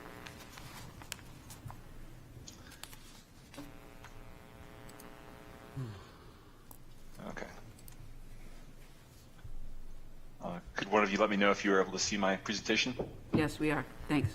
Okay, perfect. Thank you. Thank you for the opportunity to be with you here tonight. My name is Mark Dabowski with Greenman Peterson. I'm a consulting engineer for the New Hampshire DOT. I'm the consulting project manager for the Seacoast Rail Trail project that's currently in design that I'll be talking to you about tonight. I will try to be brief because I know it's been a long meeting already tonight. And I'm joined, as you mentioned, by Mike Dugas, the state highway safety engineer, and Tim Whitney. Both are available to answer questions along with me if you have any. And you can stop me at any time during the presentation, but I have about a dozen slides to go through, and as I mentioned, I'll try to go through those pretty quickly. The yellow line shows where our project is. It goes through the towns listed here, with Portsmouth up at the top, and the black lines, which are a little difficult to see, I'll have a different slide that shows this, are the town boundaries. But it stretches from Portsmouth down through Hampton. And this project, which stretches all the way up and down the eastern seaboard of New Hampshire, is to improve the condition of an existing railroad corridor. It's the old Hampton branch that was purchased by the state of New Hampshire, the DOT, and it's to be improved to accommodate bicycles and pedestrians. So the portion that we're talking about tonight is the dotted line portion that you see on your screen here.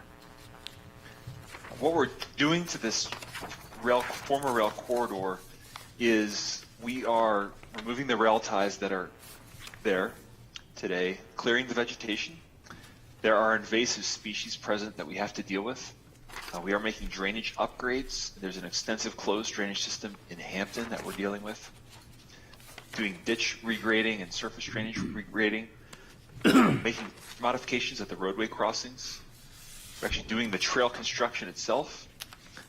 There are a couple bridges on the trail, doing rehabilitations of the bridges, and doing some cross culvert replacements as well. I forgot to mention something on this previous slide, is that there are 2 other projects that the New Hampshire DOT has in the current 10-year plan to cover the full distance between this dotted line and the state line of Massachusetts.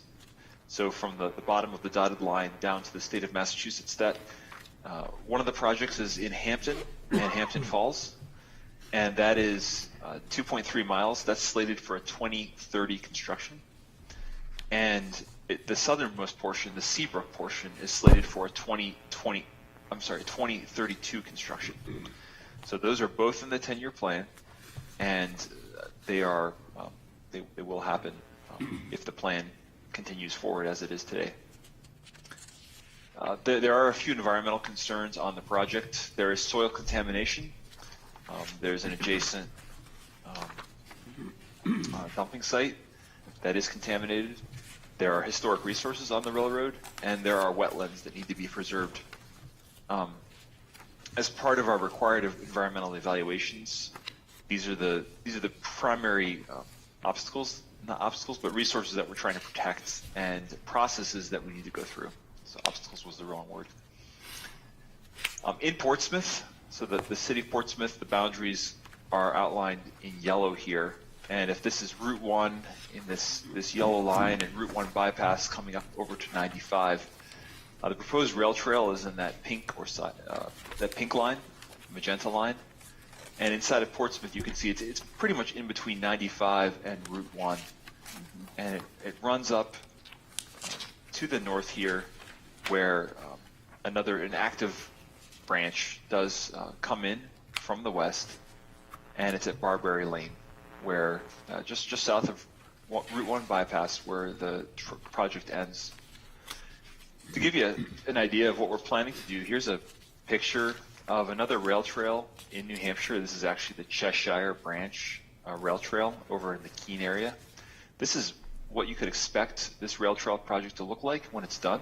A 12-foot wide stone dust surface, 2-foot wide grass shoulders on the side, and clearing, enough to allow for the rail trail. I'm going to show you a couple pictures of the actual rail trail in Portsmouth to give you an idea of what it looks like today and what we plan to do to it. And on most of the trail, there is a rail line whose ties have been removed. And this is what you see as the double track here of people. People are using this today. Some places, about 70% of the trail looks like this, where there is no standing water, it's relatively dry, and you have a track that's been removed. And then over on the right side, it might be a little more difficult to see, but there are still rail ties there. So the corridor itself had 2 rail lines. The lefternmost rail line had its ties removed, and some of them are piled up on the side. Some of them have been removed off-site. But we have the second line of rail ties. And as part of the New Hampshire DOT's agreement with the city of Portsmouth and the other towns along the corridor is to remove all the rail ties in the corridor. So the project will remove the rail ties, trees and shrubs that have grown up through them, and it will provide that stone dust or fine gravel wearing surface of 12 feet wide. Another section in Portsmouth that is typical of the trail looks like this, where you have slopes coming down on both sides towards the trail, and some of these do tend to trap water. And one of our tasks in these sections is to not only remove the rail ties, which are difficult to see, they're over here on the right side of the picture, under the leaves, but it's to remove the vegetation, but it's also to develop ditches on both sides of the rail trail, because those ditches are needed to take the water off the rail trail and to keep water from ponding on the rail trail itself. So this would end up with a stone dust surface 12 feet wide with 2-foot grass shoulders. There are some portions of the rail trail in Portsmouth that look like this. It's wet. There's standing water. There's mud. And there are still rail ties over here on this right side of the picture where the line has the trees growing up in it. And the idea here is to first remove the mud and the muck that's down in this rail line, remove the ties and the trees over on the right side, spread the existing ballast over both sides, put gravel down, raise the trail a bit, establish ditches on both sides, and then put down the stone dust surface. So in situations like this, we have a lack of ditches on the side of the rail trail, and it's leading to ponding of water. And we're going to try to improve that to get the water off the rail trail. To show you just a couple example photos of some features inside of Portsmouth, the photo on the left is the Pickering Brook crossing. What's happened here is it has been partially excavated, and the trail, this is actually like a reinforcement of a slope, and the trail is running up at the top corner of this photo, but the rail line used to run over this open culvert. So this is one of the culverts that has been damaged, and we need to do work to it. Over here on the right photo is a granite block cattle crossing. The cows actually used to cross underneath the rail line through this crossing. This will be maintained. It's of historic value, and the rail trail will be on top of it. One thing I want to mention is that we have taken this project, which in total is 9.6 miles long, from Portsmouth all the way down to Hampton, and it has been split into two projects. The northern segment is the portion that contains Portsmouth, and that northern segment is 7.9 miles long. And there's a southern segment which has been split off into a second project, which is 1.7 miles long. And in between the two of them, over here on the right, at the Hampton-Northampton town line, there's a triangular piece of property that is currently a New Hampshire DOT-owned property that has a maintenance shed on it.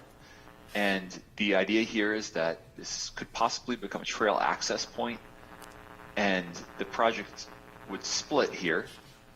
And this northern segment, this pink line, so stretching all the way up to Portsmouth, we're advancing into design more quickly than the southern segment. And the reason for that is because there are some drainage complications in the Hampton portion of the project. There's a closed drainage system underneath the rail trail that is taking extra time to study and engineer. And we want to advance the northern project as quickly as we can, but the idea is here that the northern project will probably take 2 construction seasons to build, whereas the southern project, being shorter, will take 1. And so we will start the northern project a year ahead, and we will finish both at the same time. And I'll have a slide on the schedule to clarify that. The cost of this is the northern 7.9 mile segment, which includes Portsmouth.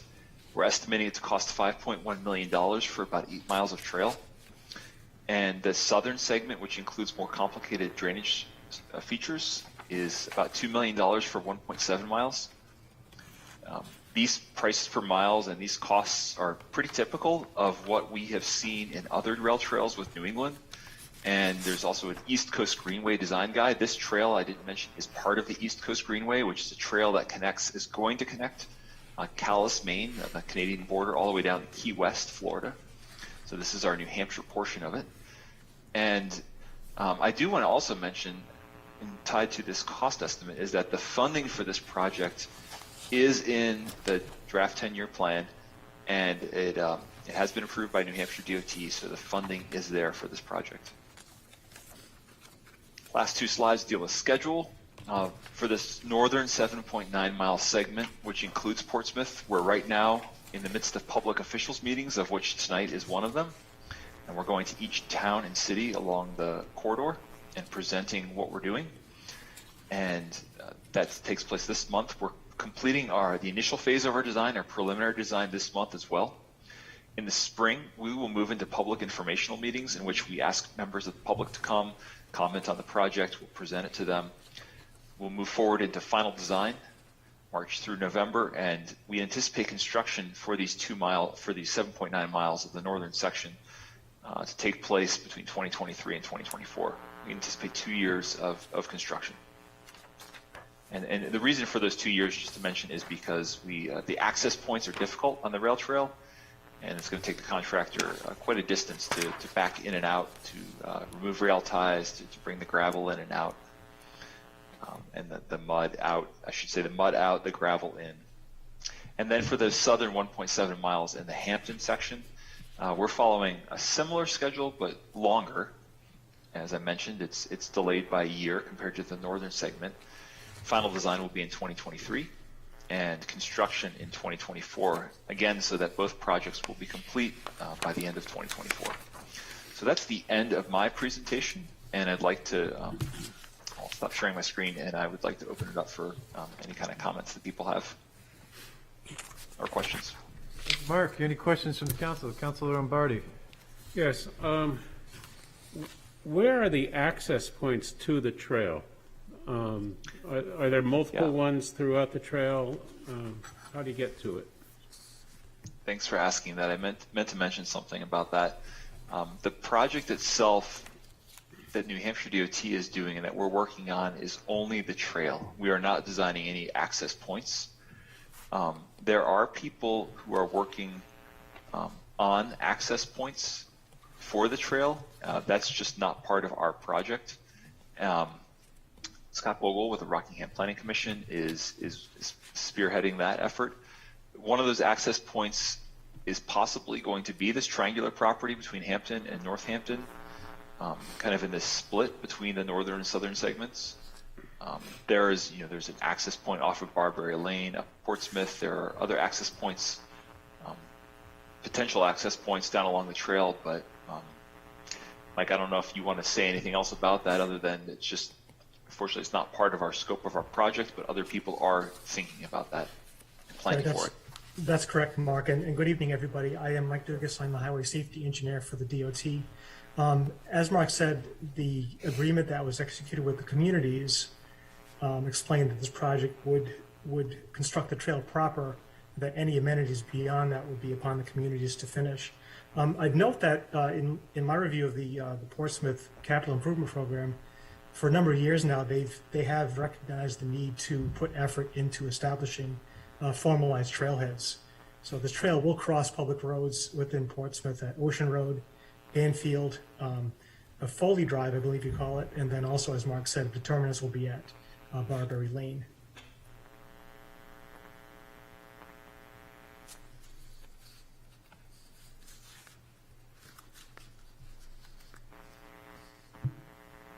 Any other questions?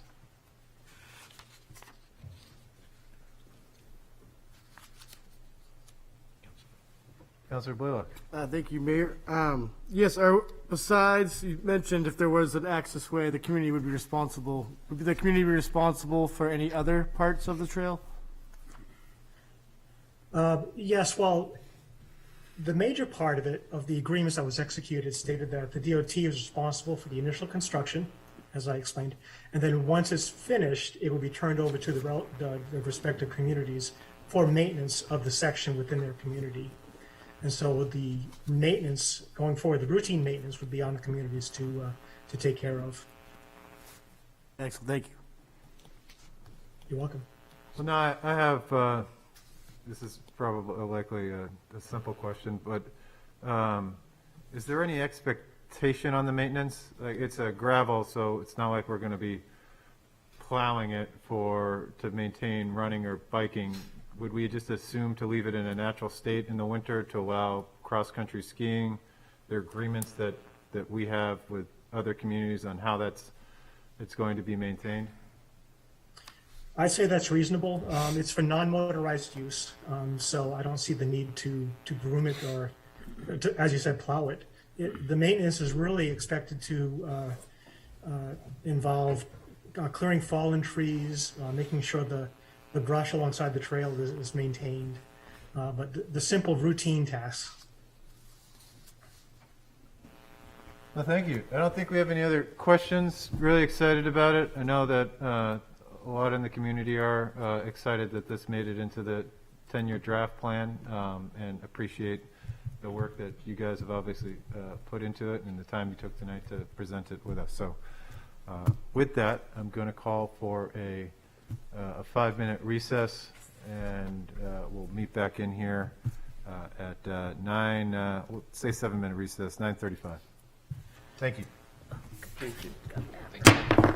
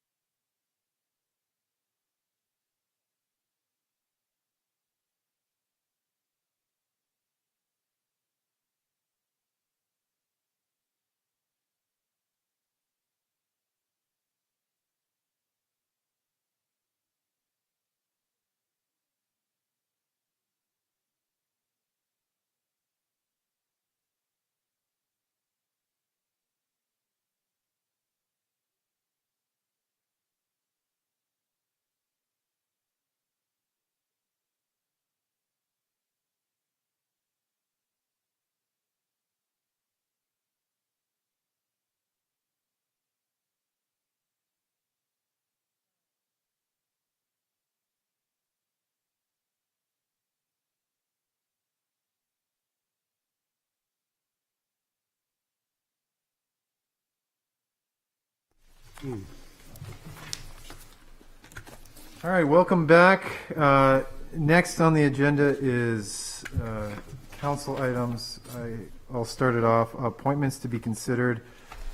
Genevieve Allshiel to the Blue Ribbon Committee on Portsmouth Arts and Nonprofits, and Jeffrey Barraclough to the Blue Ribbon Committee on Portsmouth Arts and Nonprofits. Those, again, will be brought forth at the next meeting to be voted. Appointments to be voted will be Jason Hutt to the Cable, Television, and Communications Commission, Chris Benesick to the Cemetery Committee, Eva Boych to the Cemetery Committee, Deirdre D.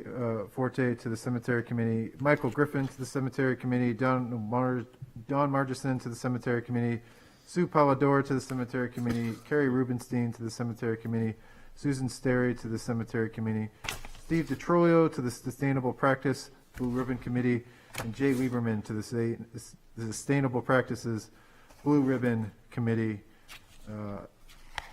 All in favor? Aye. All right, next up is the appointment of the Governance Committee. I was very excited with Councilor Cook, the time that she put into this. I expect there will be much work that goes into this, and ultimately, we're only as good as a government at the process and rules that we follow. So really pleased that we can have Councilor Lombardi, Councilor Tabor, and Councilor Cook continue on that good work. Look forward to the report backs to come and any recommendations that might follow. Next up is the approval of, actually first I will have a late addition on this, the city.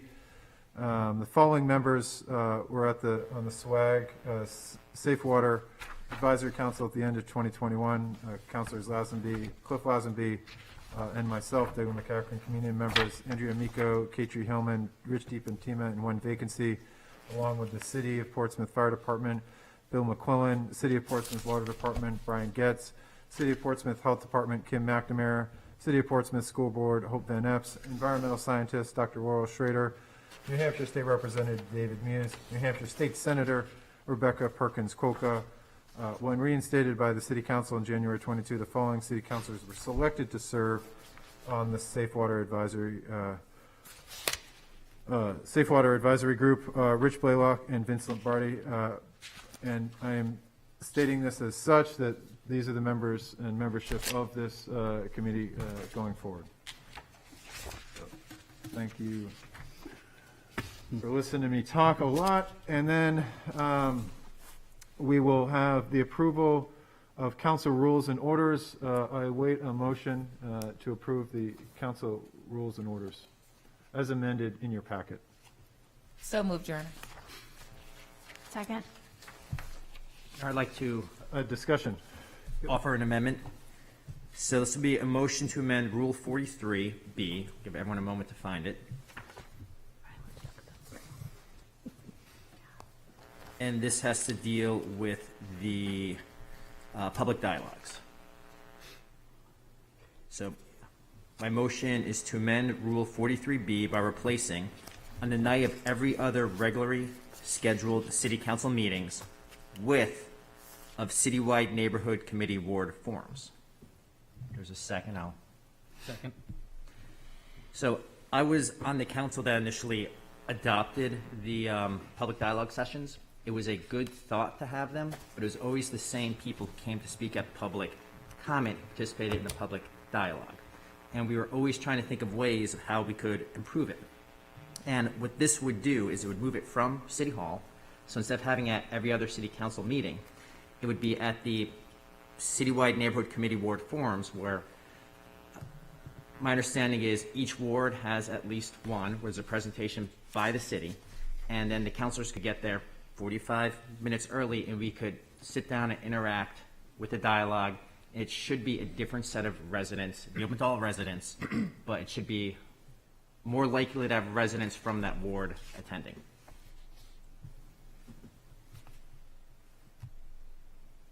Any other discussion on that? Councilor Moreau?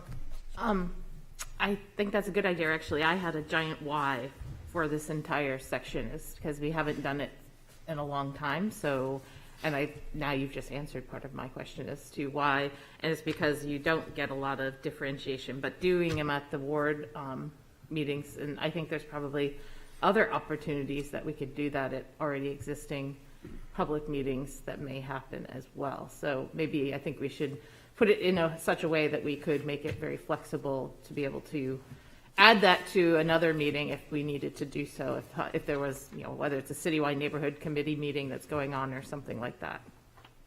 I'm going to pass the gavel. So I think the intent of this is great if we could change it so that it's flexible. I think one thing that I've said in the past, and I think a number of other councilors have said, is can we move City Hall to other parts of of Portsmouth? Certainly not on a regular basis, but to try to touch the 5 wards in our 2 terms, I think having a dialogue session attached to that would be something that we could do. So if we could just slightly change the wording to offer some flexibility around having these outside of City Hall or at your entire amendment, or as possible other alternatives, something along those lines. Josh, you're a great lawyer. I think you could, on the fly, come up with something. Give me a moment here, but I accept that friendly amendment if it's. It may be, if we're continuing with the neighborhood city meetings, my understanding is those rotate around. They're at the middle school, they're at Little Harbor. So is that what you were asking? Still at the neighborhood committee meetings, but not in these chambers for the public dialogue? No, I simply, I would like to see us have city council meetings outside to bring City Hall to other neighborhoods. But that would come through the governance committee if there was something that we could possibly bring to, really promote engagement. I put that on top of Josh's, but, I think for the effort of, or for the sake of clarity and brevity, I'd accept the motion as written, and for the governance committee to come and take a look at this further with ways to adopt this rule further. But I would like to change it tonight, only since that we continually not have it here. Not something that I'd like to have moving forward. Should I restate the original motion? All right. So the motion is find it. To amend Rule 7 by adding. Wait, one moment. My apologies. 43. To motion to amend Rule 43B by replacing on the night of every other regularly scheduled city council meetings with of citywide neighborhood committee ward forums. Which only happen quarterly, right? I believe it is quarterly, but I can't speak to. Yeah. I think it is quarterly. It is quarterly. It has been.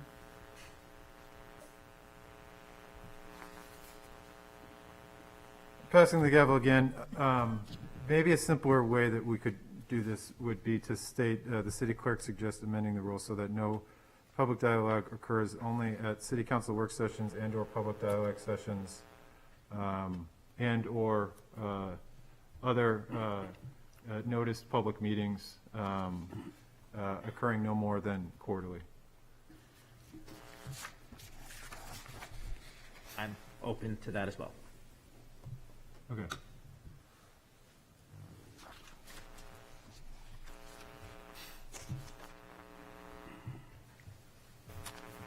All in favor? Aye. Aye. Aye. Any other rule change? Councilor Denton? I have a second amendment, and it's a motion not to adopt the proposed changes to Rule 7, and that's the order of business. If there's a second, I could speak to that as well. For purposes of discussion. Sure. So the primary difference between what's proposed and what we currently do is what we currently do, it has the mayor and the city councilors go before the same manager and staff. And I was the one who previously amended the rules to have the mayor and city councilors go before staff. That was essentially done for two reasons. The first reason is just the form of government, because the public would speak during public comment, and then it would be the mayor, the city council, because we're the public's representatives, and then staff. The other reason why is a lot of the things that we bring forward are pressing issues in the community, like outdoor dining. And before this amendment took effect, prior councils had the city councilors going very last on the agenda, and you would have people waiting until 11 o'clock at night to hear what the council has to say. And under either version, the rules could be suspended. So if we make this amendment going back to how it used to be, then a city councilor could motion to move their item forward, but that's kind of awkward moving your item forward, versus if we stick how it currently is without the change, which would be city councilors go first. At any point, we could pull a hot item off the city manager's agenda and move it ahead of ours.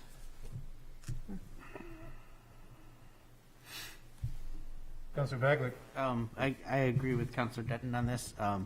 As somebody that attends quite a few city meetings, it's nice to see something under a councilor's name, come to the meeting, speak to it, and then have it come up relatively soon in the meeting so that you can then leave after that item of interest.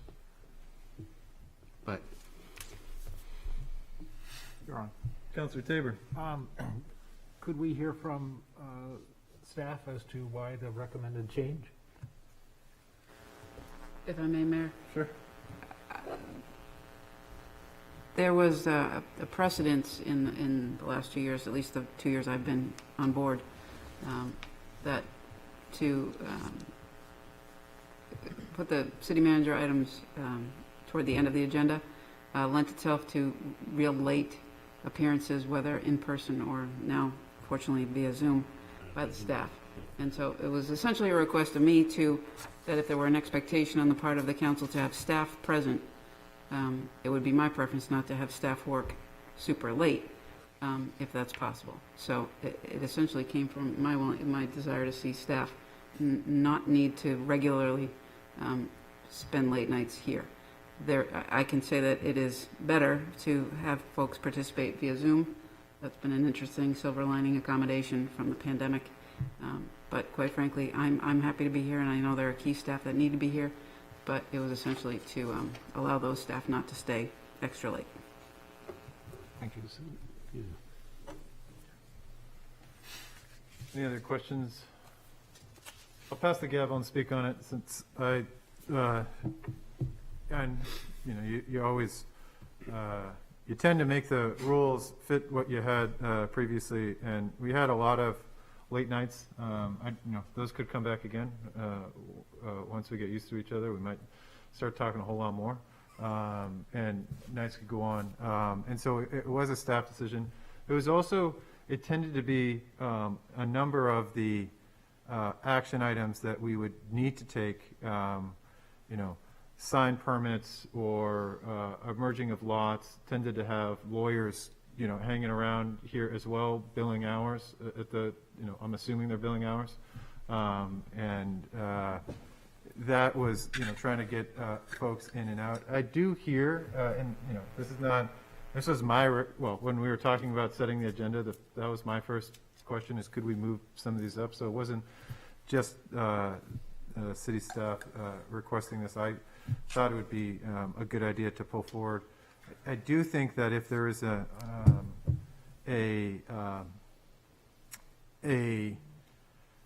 item that gathers the public interest, and we said it could go both ways, that grabs the zeitgeist of Portsmouth, and we state we want to pull this up. I think that is easier to do than necessarily pull a presentation up forward. I believe that a lot of what we do as a council is much more forward-looking than some of the things that we have to act on immediately. And so that was, I guess, the reason why. Is there was informational items that I would hope that the city that was sticking around to hear us talk about would hear.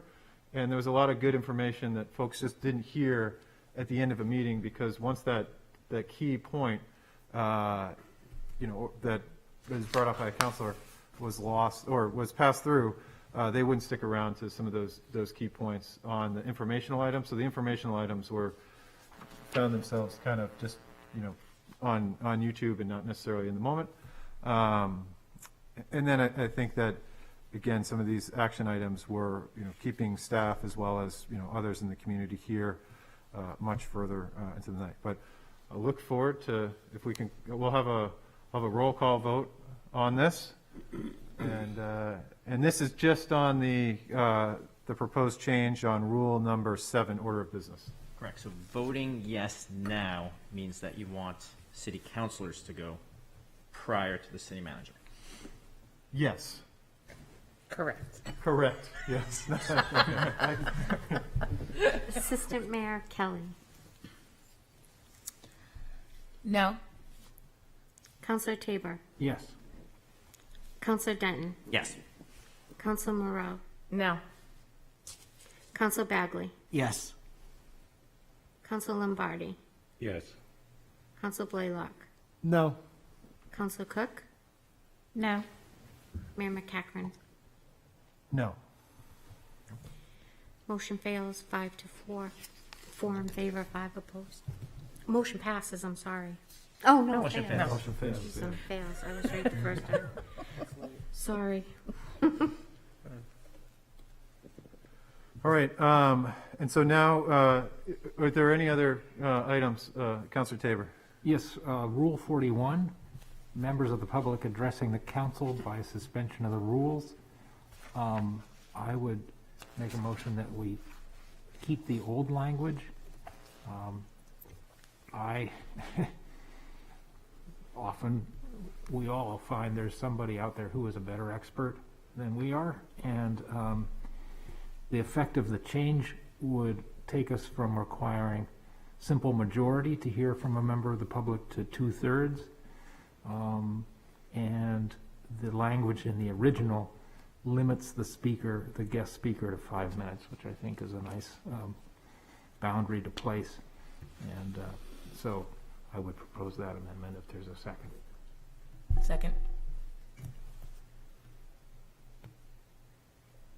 Any other comments on that? Councilor Moreau? I'm really just looking for more of an explanation. So this is outside of public comment, outside of a public hearing. The council just can allow someone to speak without giving them permission by a vote? Yes. And that's happened? No, we have to vote to give permission. Because, okay, so passed by a majority vote. Okay, all right. But so if we're changing it the way it said, we'd have to vote to suspend the rules to allow it, so. Which is a 2/3 vote. What's the difference, I guess is what I'm. It's one vote. One vote, okay, yeah. You see, I'm. And the benefit Sure, I of, fully understand what we're talking about here.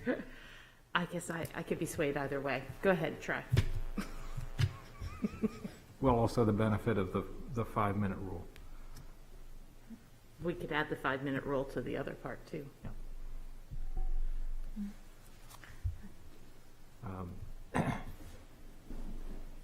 So there are occasions, I've experienced it, where we're talking about a major project in the city and we have a question and the people with the closest knowledge are right there and it can actually speed our debate along and give us information. I'm not saying that we want to open up our meetings to be a dialogue. I'm saying that occasionally we would want to vote, hear from somebody who knows a lot about a subject. Councilor Cook? Thank you, Mayor. I have a question. On the explanation says that this change was made to conform to the rules of current council practice. So has the council in the past been suspending the rules anyway, even though that wasn't the rule on the? Yes, the current council practice was to suspend the rules to allow a person to speak other than a public hearing. public comment session. Thank you. So just to paraphrase, or to simplify it, what we should have been doing over the last 2 years, per our council rules, was if somebody was requested to speak, we would vote, and 5 members voting in the affirmative would allow that person to speak. What we have done is suspend the rules each time in order to do that, even though that was just a, except for public comment sessions. That is not, I guess, what we've done here. Councilor Tabor, since this is addressed by the public, would you accept a friendly amendment to refer Rule 41 to the Governance Committee and come back with a recommendation on this? Since it deals with public dialogue, I would rather... That's fine. Yeah. Okay. Happy to do that. Does the second agree with that? Yes. Okay. All in favor? Just a parliamentary inquiry. Did you make the appointments to the parliamentary? I did. You missed it. Oh, I missed it. I was asleep or something. Yep. Councilor Lombardi, Councilor Tabor, and Councilor Cook. Okay, excellent. That was right before, blink and you miss it. It was right before this thing we're talking about right now. So, Okay, all right. So all in favor of referring Rule 41 addressed by the public to the Governance Committee? Aye. Aye. Any other questions or amendments on rules that we have in front of us? No. All in favor of the proposed changes with the amendments? Aye. Aye. All right. Okay. Oh, just one little thing. McIntyre. So I have a verbal report on this. Two, I guess, things that I'd like to share on this. One, we had a non-public meeting. In that, we heard from our attorney on this, given the litigation that we face. First, I'd like to share with the City of Portsmouth our path forward on this. I did not reappoint the McIntyre Subcommittee.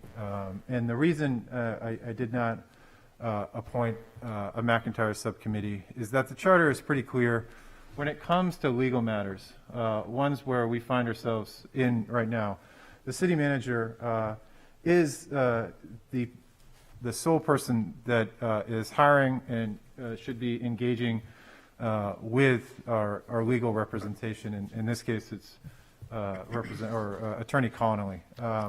So I have my full faith and confidence that a city manager will be handling this to the best of her abilities, and the council will act as we do as council and set the policy direction of that. So that's the first update.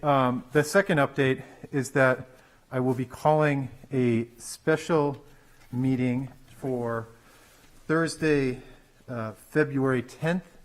That is in a couple of days. That is this Thursday, to consider a motion of the council to rescind all action of the council regarding the November 18th meeting. And this is an attempt to, we will have public dialogue on that and a conversation around that. But this is from advice of council. So on Thursday, we will be having a motion to be brought forth to rescind the action that was taken at the previous council meeting, November the 18th. So with that, I am going to move on to Assistant Mayor Kelly. Thank you, Your Honor. I have a sample motion to for the adoption of our legislative principles and procedures for testimony. So sample motion, if I get a second, I move to adopt the principles for legislative positions and procedures for submission of testimony. Second. All in favor? Aye. Oh, sorry. Sorry, you went by so quickly. So quick. I just had one question about one of them, if that's possible. On number 17, are we, it says Do you mind support. reading it for the public? Support policies that create affordable housing as well as incentives for the construction of affordable housing.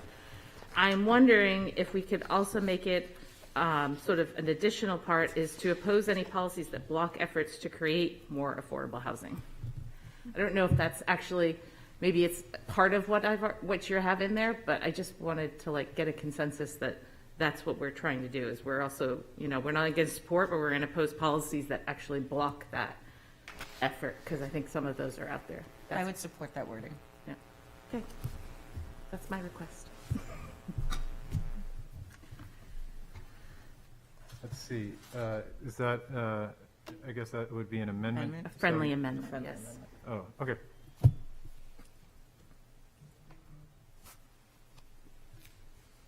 Any comments? All in favor? Aye. Next up is Counselor Denton. Thank you, Your Honor. I motion for reports back on funding options to include the capital improvement plan to begin the installation of Level 3, 480-volt electronic vehicle charging stations in Parking Zone A in FY23, and to begin an annual greenhouse gas emission inventories. There's a second. Second. All right, so voting for this is simply voting for those reports back. It's not going to be voting for either of those things to happen. Portsmouth's prior greenhouse gas emission inventories have showed that 70% of our greenhouse gas emissions have come from transportation, and the wide consensus that the primary way to reduce transportation greenhouse gas emissions is through electrification. And as many people know, electrification requires electric vehicle charging stations. I actually didn't know this until I got involved. There's 3 types of electric vehicle charging stations. The first type, Level 1, is just think of it as a wall socket in your garage. It might take up to 20 hours to charge. Level 2 is the type which you'll see around town, which Portsmouth has several of, which might take 8 hours or so to charge. And the Level 3, which this is asking for, a direct current fast charger, could take only 30 minutes to charge a battery. And Portsmouth has previously led on electrification. We held 2 electric vehicle car shows, which coincided with National Drive Electric Week. We passed an electric vehicle charging station ordinance, and as I just alluded to, the city has electric vehicle charging stations, which are Level 2, both in the City Hall lower lot, the Foundry Place garage, and in the Hanover garage. Experts agree that the best location for any charging station, let alone DC fast chargers, are somewhere highly visible, like any of the parking spaces in Zone A. And just some backstory here. Back in 2018, I proposed a downtown Level 3 electric vehicle charging station to coincide with the Market Square upgrade in the CIP. However, the city manager and the mayor at the time said, hey, let's try Bridge Street lot instead. But we did successfully add the electric vehicle charging station, a DC fast charger, to the CIP, which is subsequently removed while I was on hiatus. Currently, there are 12 universal DC fast chargers in New Hampshire. I believe the closest one is in Seabrook. And the Department of Environmental Services released Volkswagen funding from that big settlement agreement back in September, requesting applications for just this, for DC fast chargers in New Hampshire, in the travel corridors which we belong in. Applications are due by February 25th, and at least a dozen municipalities have applied, including Dover, Durham, and Exeter. So there's funding out there for this. And there's also going to be funding available from now the bipartisan infrastructure law for this.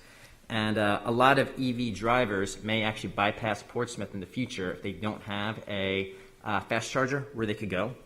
And the first half of the motion is simply for a report back on how we could possibly fund this in this upcoming fiscal year, ideally in Zone A.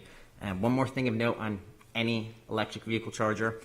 It makes sense to install them when there's already work being done. So if it's during the Market Street build, it makes sense to do it then. During the Fleet Street, it makes sense to do it then, instead of digging everything up a second time. And finally, just to complete the circle, I started talking about the greenhouse gas inventories.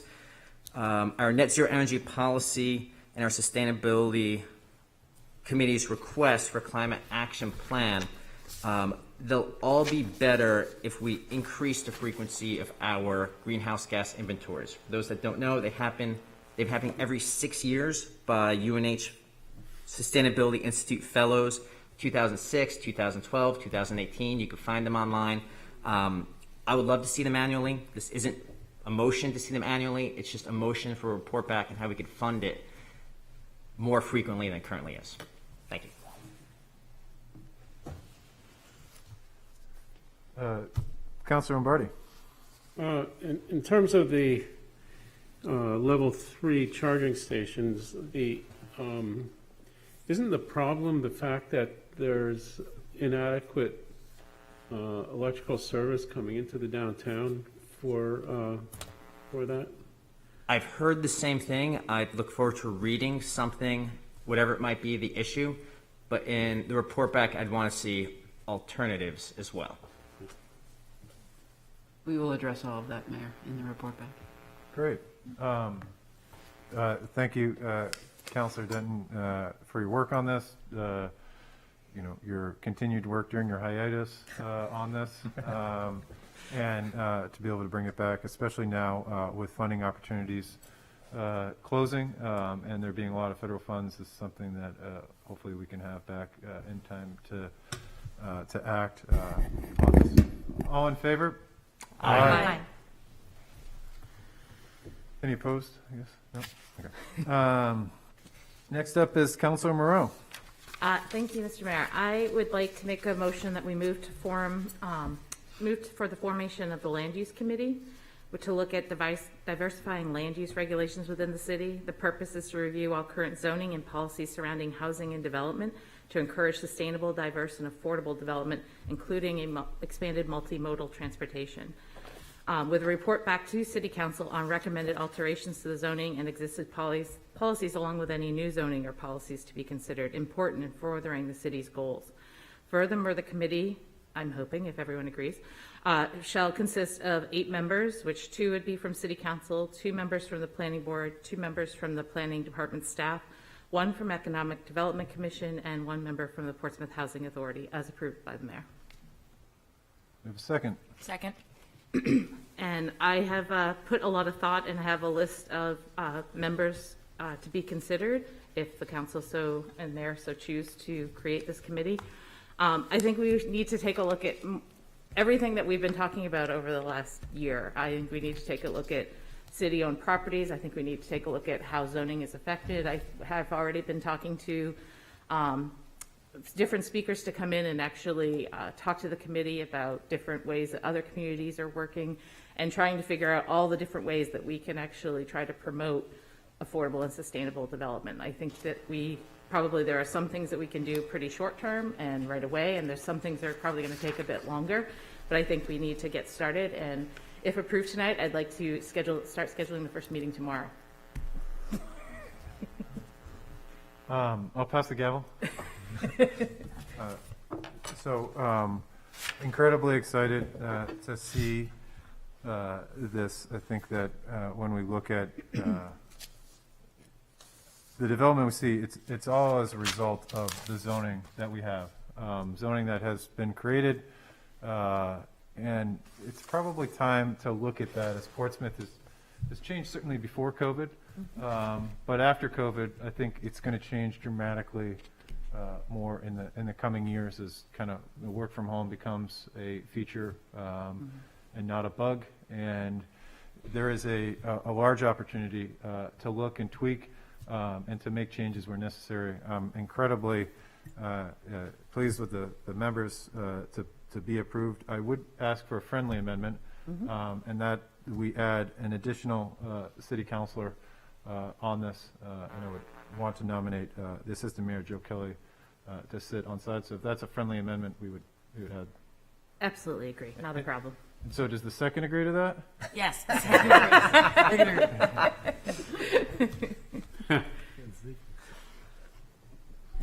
Any other discussion? No? Oh, Counselor Tabor. Just, what's the timeline that you anticipate? And do you see periodic reports back to the council or one final document? Oh, no, there'll be periodic reports, probably, I would assume monthly, at first, maybe more, maybe every other month as we get some stuff going, but it's a committee, I've talked to everyone on this list, and just for the record, I have asked the city manager to put me on the agenda for the Economic Development Commission this coming Friday morning. So I will be there, and I'm going to request that one of their members, they basically nominate who they would like to join that group. But I thought it was very important that we have the view from economic development, from Portsmouth Housing Authority, so we make sure that there's plenty of voices in there.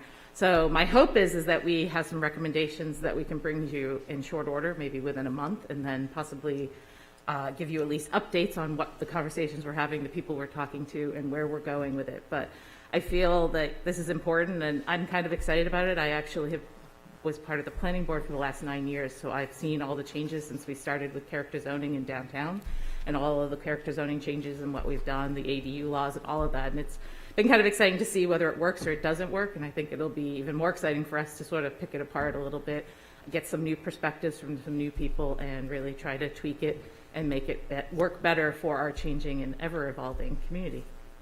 But maybe down the road, I see this as a committee that might need to be a standing committee that stays a longer period of time to review zoning on, an annual or biannual basis to see what's working and what's not. But for the moment, I think we just have some big changes that need to happen, so. Okay. I hope that answered your question. Yeah, thank you. Any other comments or questions? So I am really excited also about the staff that we have here. The new planning director, Beverly Zen, and Nick Cracknell. Seen a lot as well, and look forward to working alongside the new chair of the planning board and the new vice chair.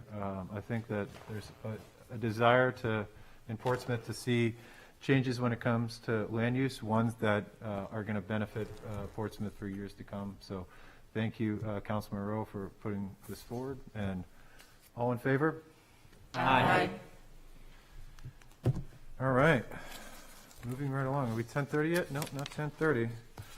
All right. Councilor Bagley and Assistant Mayor Kelly, you're up. All right, so this is for a staff report back on outdoor dining in 2022 and future years.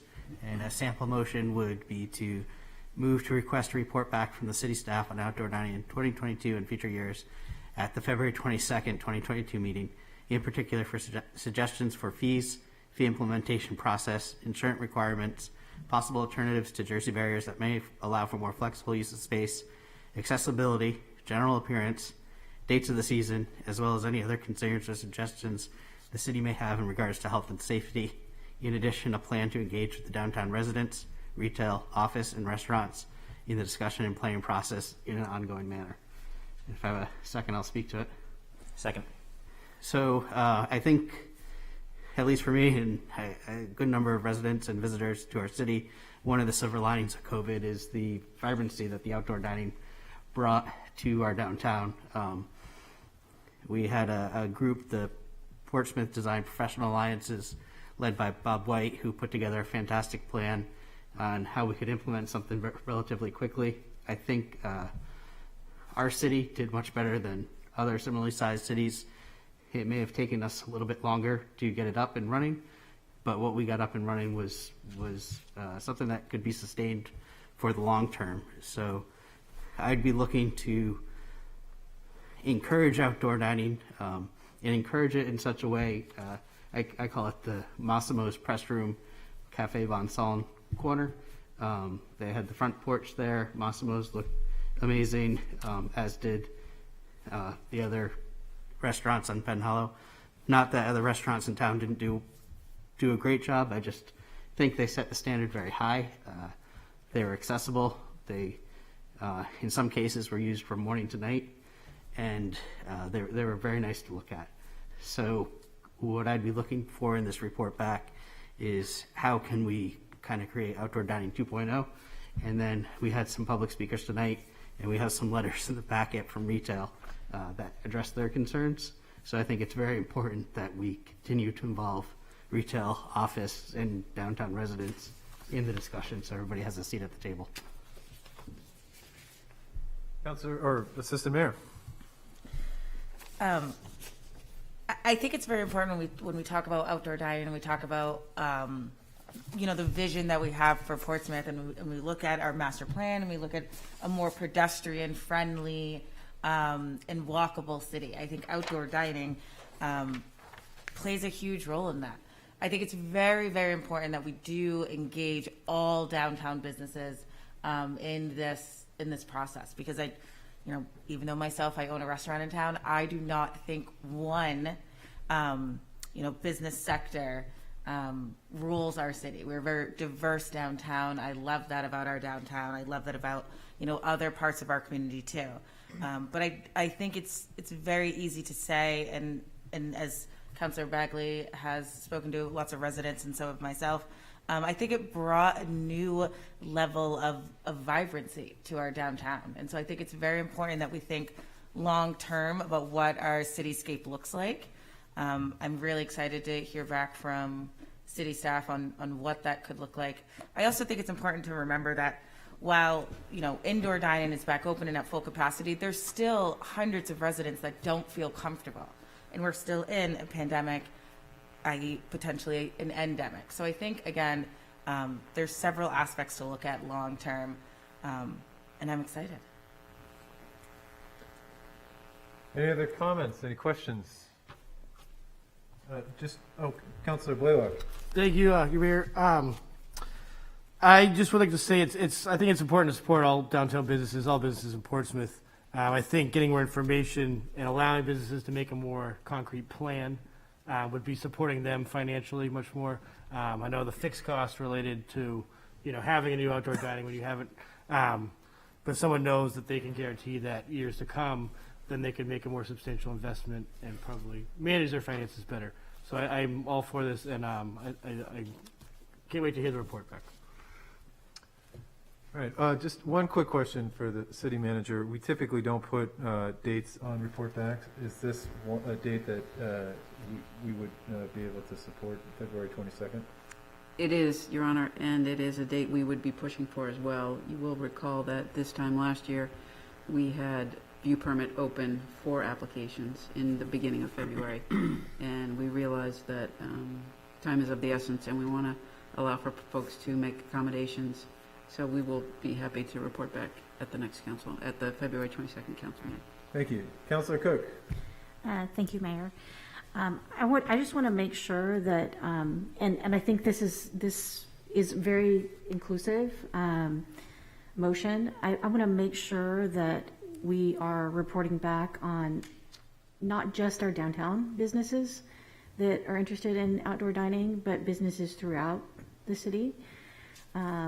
Because we don't want to neglect a business that maybe feels like, oh, I'm stuck with I have a parking lot, I'm in a private area. What does that mean for my business for outdoor dining? So I think I just want to make sure that in that report back we get information for the whole city. That's understood? Absolutely. Great. All in favor? Aye. All right, Councilor Cook, I think we took yours up at the previous public hearing. So on to approvals of grants and donations. First up, acceptance of donation to the police department. Paul Gormley and Kimi Noguchi for $2,500. Sample motion, move to accept the donation to the police department as presented. So moved. Second. All in favor? Aye.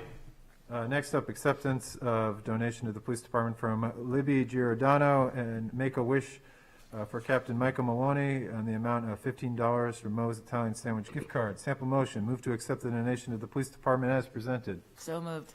Second. All in favor? Aye.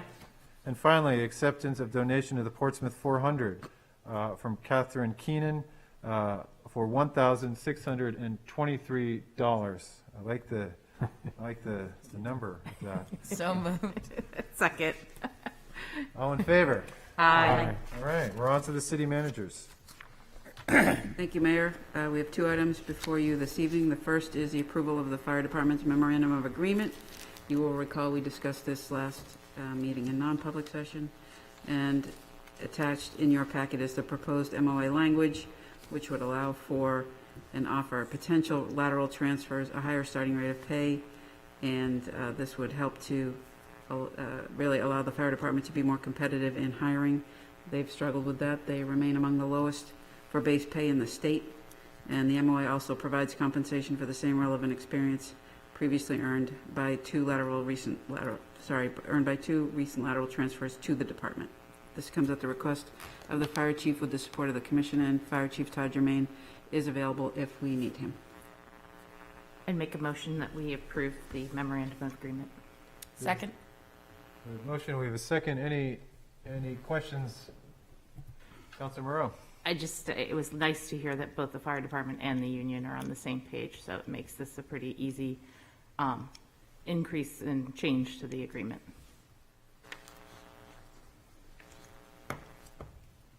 I would concur. All in favor? Aye. Next up. Thanks very much. Item number 2 would be a request for an extension of the neighborhood parking pilot program for the Islington Creek neighborhood. You will recall this was ratified in September of 2021 with a start date of August 4th of 21 and an end date of February 4th of 2022, which has come and gone this past Friday. We want to share with the group that we are looking to collect a full 6 months of data and take that data to the March Parking and Traffic Safety meeting to discuss more fully and with public input at that time, along with public input that we may have at a future council meeting about how best to proceed. So we gave a midpoint update in November, and we'd like to give a full 6-month evaluation to the March PTS meeting, and we would come back to the council with PTS's recommendation with Chairman Bagley. We have a motion. Your Honor, I would move that the council approve a 2-month administrative extension for the Islington Creek Neighborhood Parking Program, placing its effective end date as April 4, 2022, pending any additional factors. Second. Any comments, questions? Councilor Bagley. Yeah, I'll just comment that this program generates quite a bit of interest in the community. I received a number of emails, phone calls, both for, against, and somewhat indifferent to it. I think it's important that we look to possibly schedule the Parking Traffic Safety Committee meeting that we'll have this on the agenda in the evening so that more people can attend and speak to it, because I think it's one of those issues that there's a lot of residents that have fairly strong opinions on, and they'd like to be able to speak and be heard about, which is difficult to do at 8:30 in the morning on a weekend. Councilor Tabor. Thanks, Your Honor. When this pilot project initiated, a number of us on the council asked, how are we going to measure success? And I wonder if at some point staff, the city manager can report back to us on that. In particular, consider a survey to the residents of the neighborhood, asking them whether it's easier to park now or it's really not any different, and what worked and what didn't. And I think right now the pilot is free. There's no cost to the permits. So would they be willing to pay an annual fee? Those are questions I think would be important to know before making it permanent. Councilor Moreau. As a 20-year resident of that neighborhood, happen to be one of the people who has a pilot sticker on her car, I can tell you from my experience, I mean, I don't have to park on the street very often now at our newer house, but we had always more cars than we had parking at our old house across the street. And I always was amazed when this was first put in place that people who lived there would come home at night and actually have a place to park. So I can say, at least at the start, I saw a huge difference. It's a little bit harder now to tell at winter time, especially where you can barely drive down the McDonough Street area right now. But I saw a huge difference. It'll be interesting to see what the rest of the neighborhood has seen, if they've seen the same as me. And I know there are people very much on one side or the other about this. At National Night Out last August, there was, people totally against it, people totally for it. It's like anything else in our city. You either feel one way or the other, or you just don't care. That's usually what I find. Covering all the bases. Yeah, we got them all over the place. So it'll be interesting to hear the report back from the measurements, and if there is a survey, what that report back is as well. Okay, I agreed with the administrative extension of this to actually get this back to PTS, given the change with council, change in meetings with PTS, to be able to have this go back to PTS and for staff to weigh in and bring back to council. So all in favor? Aye. All right, need a motion to go past 10:30, I guess. You're so close. We were so close. So moved. Second. All in favor? Aye. So we have the consent agenda. The proper motion for adoption of the consent agenda is to move to adopt the consent agenda. So moved. Second. All in favor? Aye. And then we have email correspondence. Sample motion, move to accept and place on file. So moved. Second. All in favor? Aye.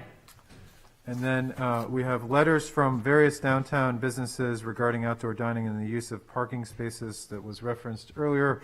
A sample motion, move to refer to the city manager for a report back at the February 22nd, 2022 city council meeting. I'd assume that this would fall in with the same previous motion. So moved. Second. Do we have to vote again, since we kind of already voted that way? I think so, because they're slightly Separate letters. Okay. Yeah. All in favor? Aye. Okay, we have some informational items. Thank you, Mayor. First up is a report back on the management of the farmers market, now that the entity is essentially changing hands from Seacoast Growers Association to Seacoast Eat Local. The city attorney has reviewed the request and the transfer and feels confident that the new management entity will be suitable to take over. So with your indulgence, we will bring back at a future council meeting the recommended license agreement. Is that correct, Bob? Correct. Great. So that is item number 1. Item number 2 speaks to request made initially by Councilor Denton outlining the charter amendment process. Item 3 is an update from Shanti Wolf, our not-so-new Chief Building Inspector. He's worked out wonderfully. He provided a written update in an attempt to really bring the council up to speed on the attempt to catch up is the best way I can put it. The exciting thing about this is that through an employment agreement for full-time work, we have brought on an additional building inspector to help with the backlog. Tim starts on Monday, February 14th. And I've worked in cities that are twice as big population-wise, and the staffing we are now, we will be able to achieve when Tim comes on board, will be commensurate with building activity and populations of what we're seeing. So this will really make a huge dent in helping us to catch up. Shanti's been wonderful. Suzanne Woodland's been working with him closely, and he's been an excellent addition to the team. He's a great leader. The team likes working with him, and he's also working well across departments. So that's the update there. And lastly would be PFAS testing updates provided by the Deputy City Manager, Deputy City Attorney, relative to both the artificial turf field and Sagamore Creek. Any questions on any of those informational items? Councilor Blaylock and Councilor Cook. City manager, when we're testing for the PFAS, are we also going to be testing the soil? Like, I understand if we don't do a turf field, the alternative would be to do a grass field. But I would like to test the soil, just show the comparison. I don't know if that's a possibility or if that's I'm going to let Suzanne Woodland address that since I see her, and I also see Peter Rice coming down. It feels like a tag team. It does.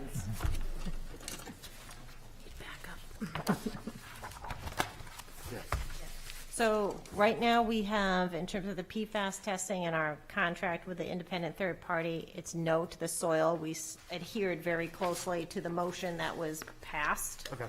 So we stuck with that. Okay. There is probably PFAS in the soil, as there is. in most Yeah, places. I just don't, my only afraid is that we get results from this and we have nothing to compare it to. So then, you know what I mean, we're not weighing out a cost-benefit analysis kind of as, or as danger to the community. We are planning to, the consultant that we've engaged will do kind of a brief summary of risk, if you will. Okay. So. Thank you very much. Oh, Counselor Cook, sorry. Thank you, Mayor. I just wanted to thank the city manager for the update that we received from the inspections department. That's something that I heard a lot about when I was campaigning about inspections and the process, and it's really wonderful to get those updates like that we can share with our residents. Yeah, I think there's a lot of people who think that's a great Valentine's Day gift to have their building inspector.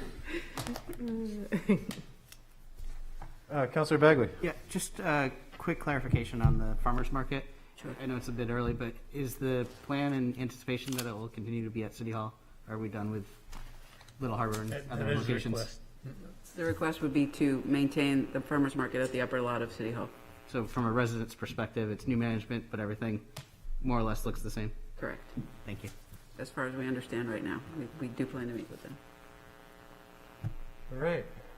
Do we have anything under miscellaneous, including business unfinished at previous meetings? I think so. All right. With that, I'll await a motion to adjourn. So moved. Second. All in favor? Aye. All right. Good night, Portsmouth. Stay safe. Look, we're only-